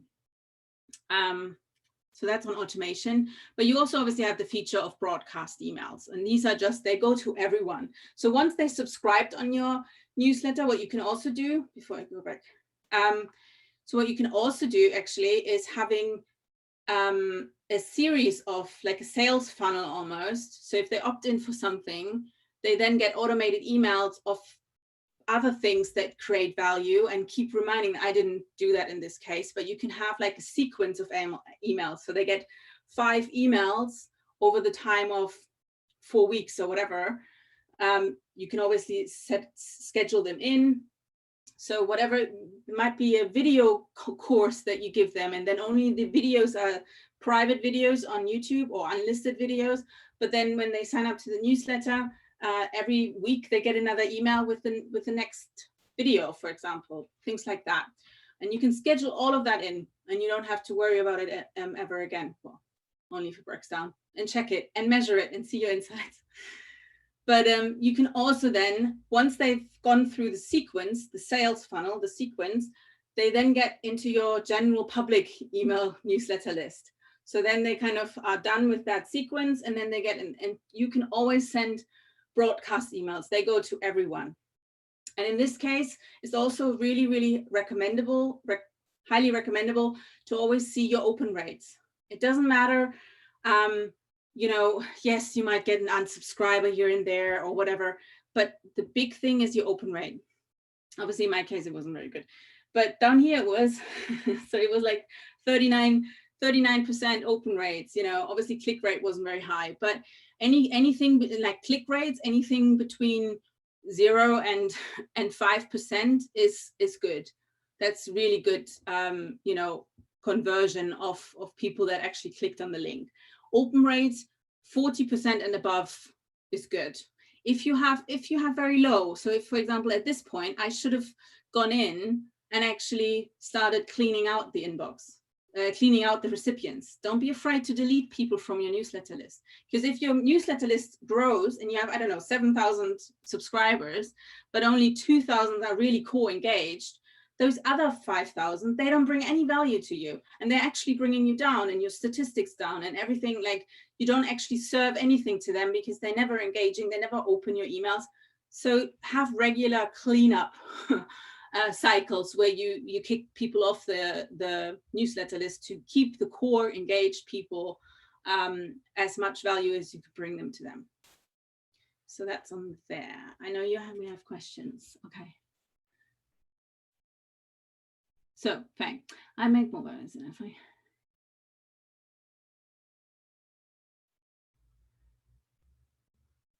Yeah, could be as well. Inside apps.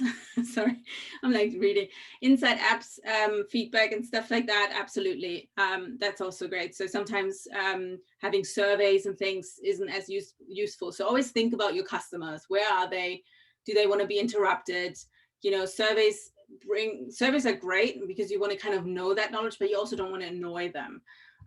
But you know, you will see over time how you engage with your customers. Sometimes just having an informal chat on Instagram, actually, when people are direct messaging you, you know, you can have a back and forth and ask them loads of questions in a genuine kind of way already.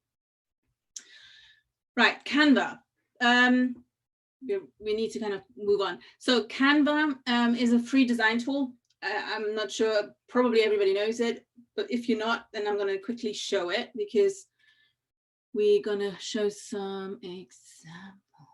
Let me just open it up. Because we find it is one of the best tools out there. Simon Sinek can go. There we go.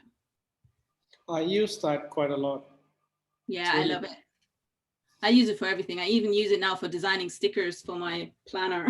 Like I'm printing them on my sticker and then cutting them. Oh, don't worry. But yeah, so presentations as well. Yeah, it's amazing. So this is Canva. There's tons you can do. Hold on, I need to move you guys. You can do so many things. They have all these templates. So whatever you want to create, and you can even create your own custom template. Canva is free to use. There are some functionality that is paid, but I've used this for probably 7 years now, or 6 years in all my businesses, and I've not had to pay a single penny so far. Thanks, Canva, by the way, if you're listening. But you can do so much on Canva, and it gives you, like, if you open up whatever you want to do. For example, you want to create a flyer. You click on it, and it gives you. Let's do it. Live example here. You click on it. This is an A4 flyer, but it gives you all of these wonderful templates. Obviously, you can completely create your own. You don't have to use some templates, but I find templates sometimes a great starting point, and then I can create my own brand colors onto there.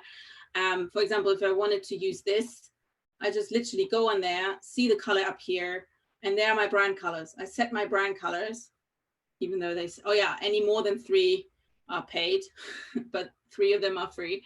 So you can create your brand colors, you know, and change them, and all of a sudden it becomes more you use your different fonts. There are tons of fonts. They now have some paid fonts as well. So obviously there are some things, but it doesn't cost a lot. If you don't have to have a membership necessarily. I think you can pay if you just use one image of theirs or one font of theirs. You can pay for that one item. Pixabay has sometimes better imagery, but you can also get imagery from Pixabay or whatever and upload them. I mean, you can just upload anything into here. So you have your upload section, you know, where you just upload whatever, and then that's what you need, what you do, and create. You can create text on it. Oh, you can even use music, video. See, I've not used that, but there's so much that you can do. Another thing, let me just move you guys again. Your faces in the way. Just to add to the image bit, yeah, you might find some of the imagery on Canva is what you might have to pay for, but like Krishna said, you can go to somewhere else like Pixabay or Pexels and get free imagery and just upload it straight on there anyway. Yeah, but you can also, I mean, they have a lot of free imagery as well, like imagery that, you know, in templates. So this, for example, I used for the Audacious Babe to create the social media posts. Here's the brand, develop your brand strategy. I did a podcast on that. That was episode 24. Then I obviously in that podcast, I talked about the brand strategy. I talked about the workbook that, you know, I created. And I then directed everything that was going out into the podcast, like underneath the podcast in the little spiel text stuff that you can put in. There's a link to that opt-in page where they can sign up for to get the brand strategy booklet. I created a blog post that accompanied that brand strategy booklet or the brand strategy episode, and then has that opt-in thing as well. It then obviously created all of that in the email automation. And then I posted all of it in my social media scheduler. So that's kind of how the whole workflow works when you do stuff like this. So, but yeah, so you can create, like I said, you can create so much in Canva. So here are some of my social media quotes I always used and updated, and then put them into later. And yeah, you can even create, like I said, A4 strategies. So this is the whole workbook I did. So that's my pyramid. The whole workbook that guides you through stuff. Don't try it now. Like you can't access that workbook anymore because my email subscription is done. So yeah, but that's kind of how Canva works. So, and like I said, you have so many templates, so many things they suggest, and even in the where was it? This one was the untitled one, wasn't it? So even on imagery, I mean, when you go into Elements, for example, you can use so much of their free stuff to decorate. See, this is how I created all my stickers for my planner, and like using all these icons and stuff like that. So there's just, yeah, there's a lot of stuff that you can use. I don't need photos. you always see whether a photo is free, or if it, like this is, for example, all free. When you want a paid example, you don't find it. Otherwise, you always see it. What was this, the free section? No, it's trending. Let's see. Laughing girl. There. If it's paid, you see pro version. And when you search for something, oftentimes they show you all the pro. I mean, this one is a free one, but it takes quite a scroll through. Obviously, they want you to buy something. But even when you buy it, so you put it in, and if you say remove my watermark, it tells you how much it is, you know. But obviously, always check licenses, whether you can use them for commercial use. Don't use imagery just from Google. If you Google something and then you use an image, you always have to buy, like, make sure you have the commercial license to use imagery. And actually now in the search functions, if you go under the advanced setting, you can click to only see commercially allowed to use images. So then you know you're pretty much covered. If you've searched that term, there's a lot less content available and it's a lot less specific to actually what you want, but you know that you're not going to infringe on anybody else's rights. Okay. But yeah, that's Canva. It's really easy and straightforward. It's amazing. I love it. I do everything on Canva. All right, let's go back to we're in our last stretch. Tameka just asked about the app for scheduling emails. Obviously, there's quite a few available. I think the one Magda was talking about, was it ConvertKit or MailerLite? MailerLite is the free. I would recommend MailerLite because that's a free version. MailChimp is another free up to a certain contact, but yeah. What MailChimp has also was the leader in free up to how many contacts, but they've now taken away the automation function. So you have to pay for automation. And I find email marketing gets really useful only when you actually are using automation as well. So MailerLite does have that option. And this was the logo, how MailerLite, that one. Thank you. No worries. But I believe they are very similar to what ConvertKit can do. But ConvertKit costs $25 for up to 1,000 contacts a month.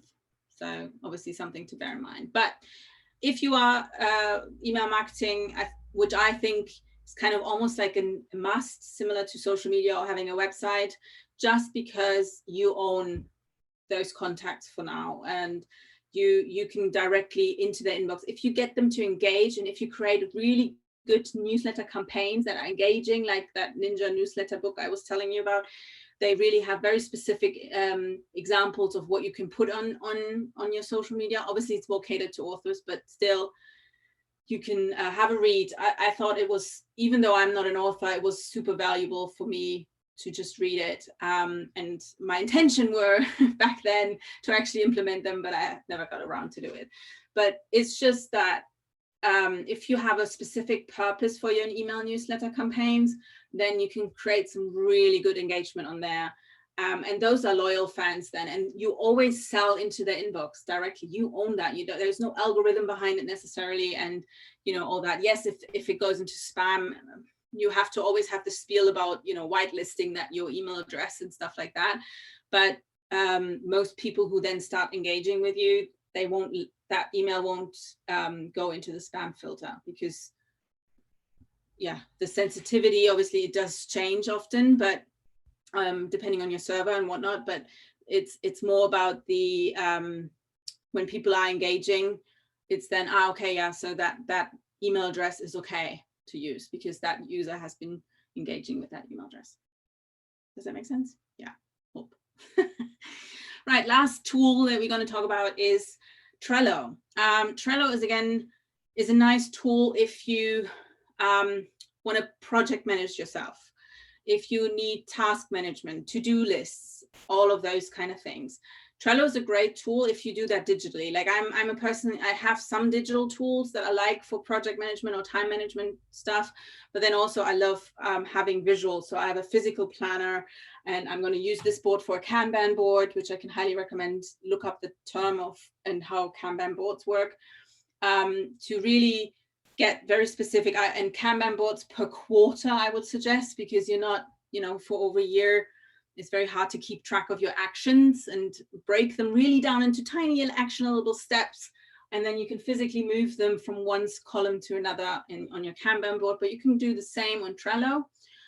So Trello is, like I said, a project management tool, but a lot of people use it actually for task management, for that kind of Kanban board, like to do, in progress, and then move it over to completed, you know.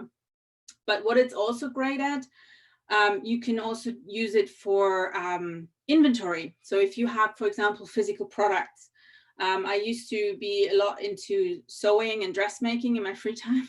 And I bought lots of fabric, and with fabric, they're all like, you know, folded up in a little drawer. So I have no idea what I have as a fabric stash, or how big it is, how, like, what's the measurement? Can I actually make a garment from it? And you know, do I have enough left over? So I created Trello boards where I literally took a picture of the fabric itself. So I have a visual you know, what the pattern is on the fabric or whatever, and then put on, like, where did I buy it, what's the measurement, and how much do I have of it, or whatever, if I have multiple versions of it or whatever. So you could also use it for inventory if you have physical products, or you know, any kind of inventory, yeah, or stash or something. But most people use it obviously for project management. That's kind of the main use. Well, you can also do if you are starting to grow your team. So even if you hire some freelancers to do maybe your social media marketing, or copywriters, or whatever, visual photographers, anybody who like works, maybe you hire a VA, like a virtual assistant. Having a team on Trello with your different projects is really, it's great. I mean, obviously a lot of people use also Asana. Asana is another great project management tool, but it's very costly. So Trello would be a cheap alternative to use, at least in the beginning, to bootstrap your business, and you can always then upgrade later. Yeah, that's pretty much it from the kind of bootstrapping, what free tools are out there that are actually quite user-friendly and good to use. So last but not least, oh wow, we are right on time. We did want to finish early, and now it's like, whoops. Right, we have some Q&As. If you have any questions, obviously we've answered questions along the way as well, but if you have any additional questions now, then feel free to unmute yourself. So I have a question. Mm-hmm. What is your take on, I guess, having multiple, let's say, Instagram pages for your company? So like once you want to reach like a global level, I've read a lot of different, I mean, you know, some say it's good to just have one big one. Other one says it's better to have like one per country. You know, like what is your take on that? What was the your microphone cut off in between? So one big of what? So like on Instagram, for example, like, you know, like Nike, for example, has like Nike. Am I cutting out? No, now you're good. Yeah. Am I cutting? No, you. Okay. So like Nike has like Nike page, and then it has like Nike for different countries. Like, what is your take on that? Is it better to have one global presence or divide it between markets? My take on that is start with one. And if you get to a point where it's unmanageable with one, or you have very specific, for example, you have stockists, it depends on your business, but if you have stockists that are in your specific country only, it's easier to then have a UK representative or a German representative kind of brand point, because then people will refer to that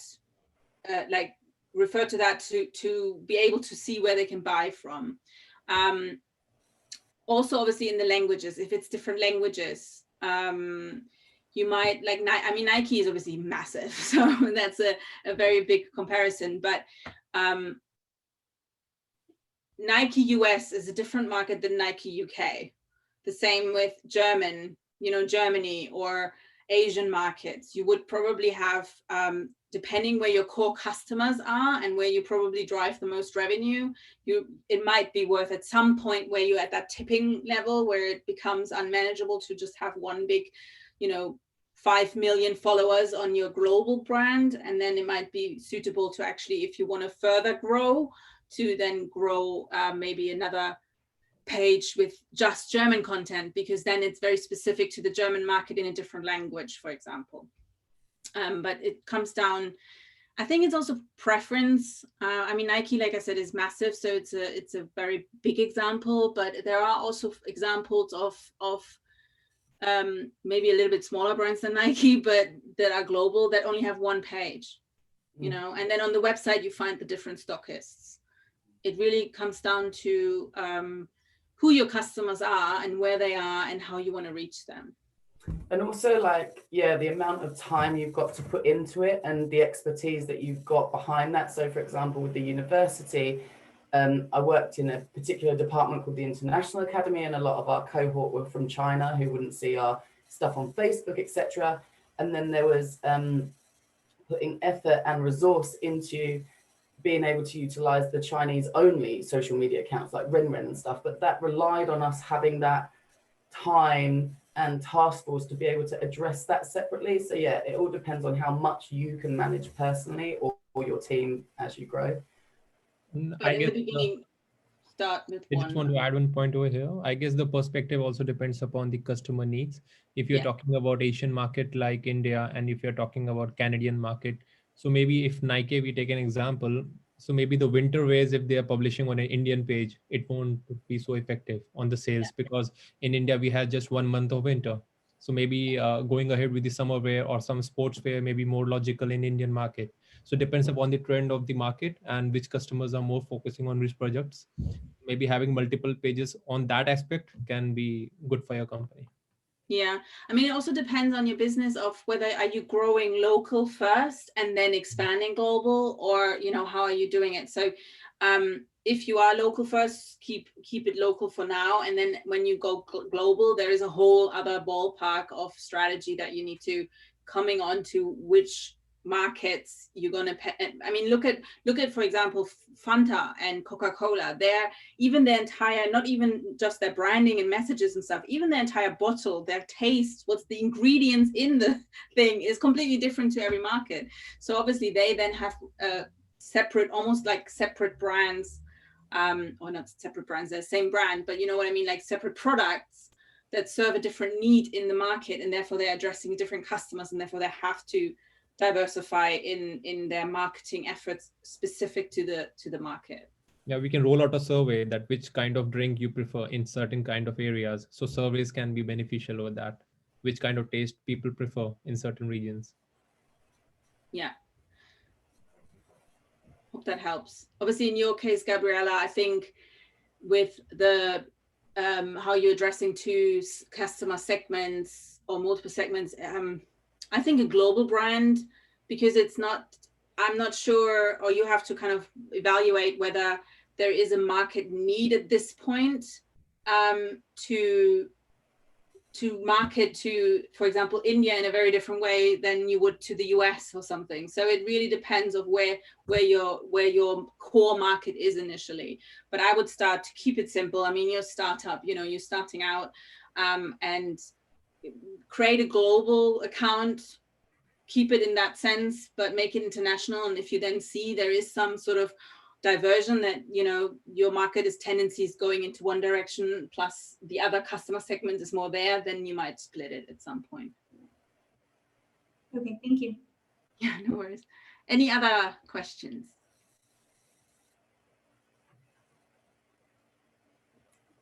Cool. No? Look at that, right on time. If no other questions, then yeah, you're off you can go. Well, obviously, first of all, get in touch if you want to book a one-to-one. Yeah, we have, obviously this year is probably very booked up already, but we are closing our last day as the Essex Startup team is on Friday next week, so the 18th. But we're back on the 4th. That first week is quite a lot of admin stuff and planning for the new year. But as of the second week, we are starting to take one-to-ones as well. So get in touch if you want to talk to one of us or talk to one of the other advisors, and book a one-to-one so we can address your specific business idea. Yeah, I think this is the last event from us for the year, and then our next event is the 27th of January, which is about leadership and emotional intelligence in your startup. So that'll be our next boot camp at the end of January, with ones following that, the 2 extra design and develop your own app workshops and much more. Oh yeah, we're also going to have, it's not in the diary yet, but we always publish 4 weeks in advance our events, but we're going to have a survey design boot camp, I believe, or intensive workshop of 2 hours or something as well. So as we were talking about surveys, there is a also when you create surveys, you know, there's all this whole thing about leading questions, open questions versus whatever. So there's lots going if you are creating surveys that you can, you know, come to the workshop. And then at the end of February, there's the ever interesting business finance, but essential. Not quite as fun and cool as marketing, but yeah, still essential. It's essential. But it can't. I always approach it from, it doesn't have to be daunting. You can get get there quite quickly with tools and tasks and habits that you create around your finances. And yeah, I'm always obsessed with finance. That's why I started writing a book about finance, but it's not there yet. I have a question. The word finance triggered me to just wanted to know the BMC pitch that we won, if we have a, you know, how that will be, you know, handled. Do we have to share? You have to talk to Andy about that. Okay. You have your meeting next week with Andy, so have a chat with him there, and he's going to be in touch with all of you anyways of how that works. Thank you. Yeah. Also, Gabriella, you will get probably an email from someone of us. But yeah, other than that, obviously, thank you so much for coming and being so engaged up until the end. Yeah. You know, that's we can be sitting here and talking to you all day, but if you're not engaged, then we don't know whether Paul gets in it or you understand things. So thank you so much for being engaged, and yeah, and happy holidays. Yeah, thank you, and enjoy your break from your studies or your business or whatever it is. Just get some personal care in over the vacation period, because I know I will be. I will. Self-care, very high important. Don't burn out. Startups has a tendency to, we have always a tendency when we have an idea to just run with it and then work 24/7 on it, and we burn out at some point. So always take care and have pauses and mental breaks. I just wanted to add, Magda, I checked out Sweat and their marketing, and how they're doing is amazing. I think now I can relate why you are on the treadmill. It makes so much of sense of what, you know, I think it's really, really cool. Yeah, in terms of marketing and otherwise the value proposition. So thank you for that.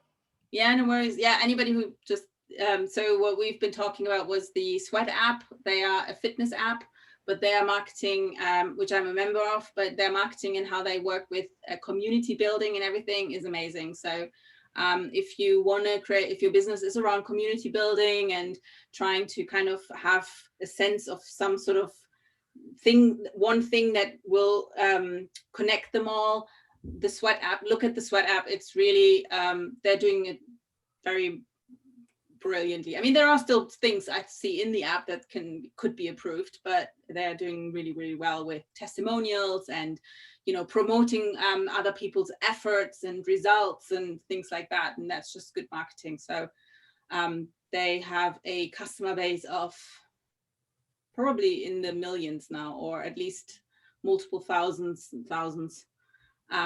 So yeah, and ever growing. Cool. That's just as an example, because Christian and I talked about that on Monday. Cool. Any other questions? Or other than that, we will leave you to your rest of your week and to your holidays, and we see you hopefully at another event or at a one-to-one in January. All right, guys. Bye. Take care.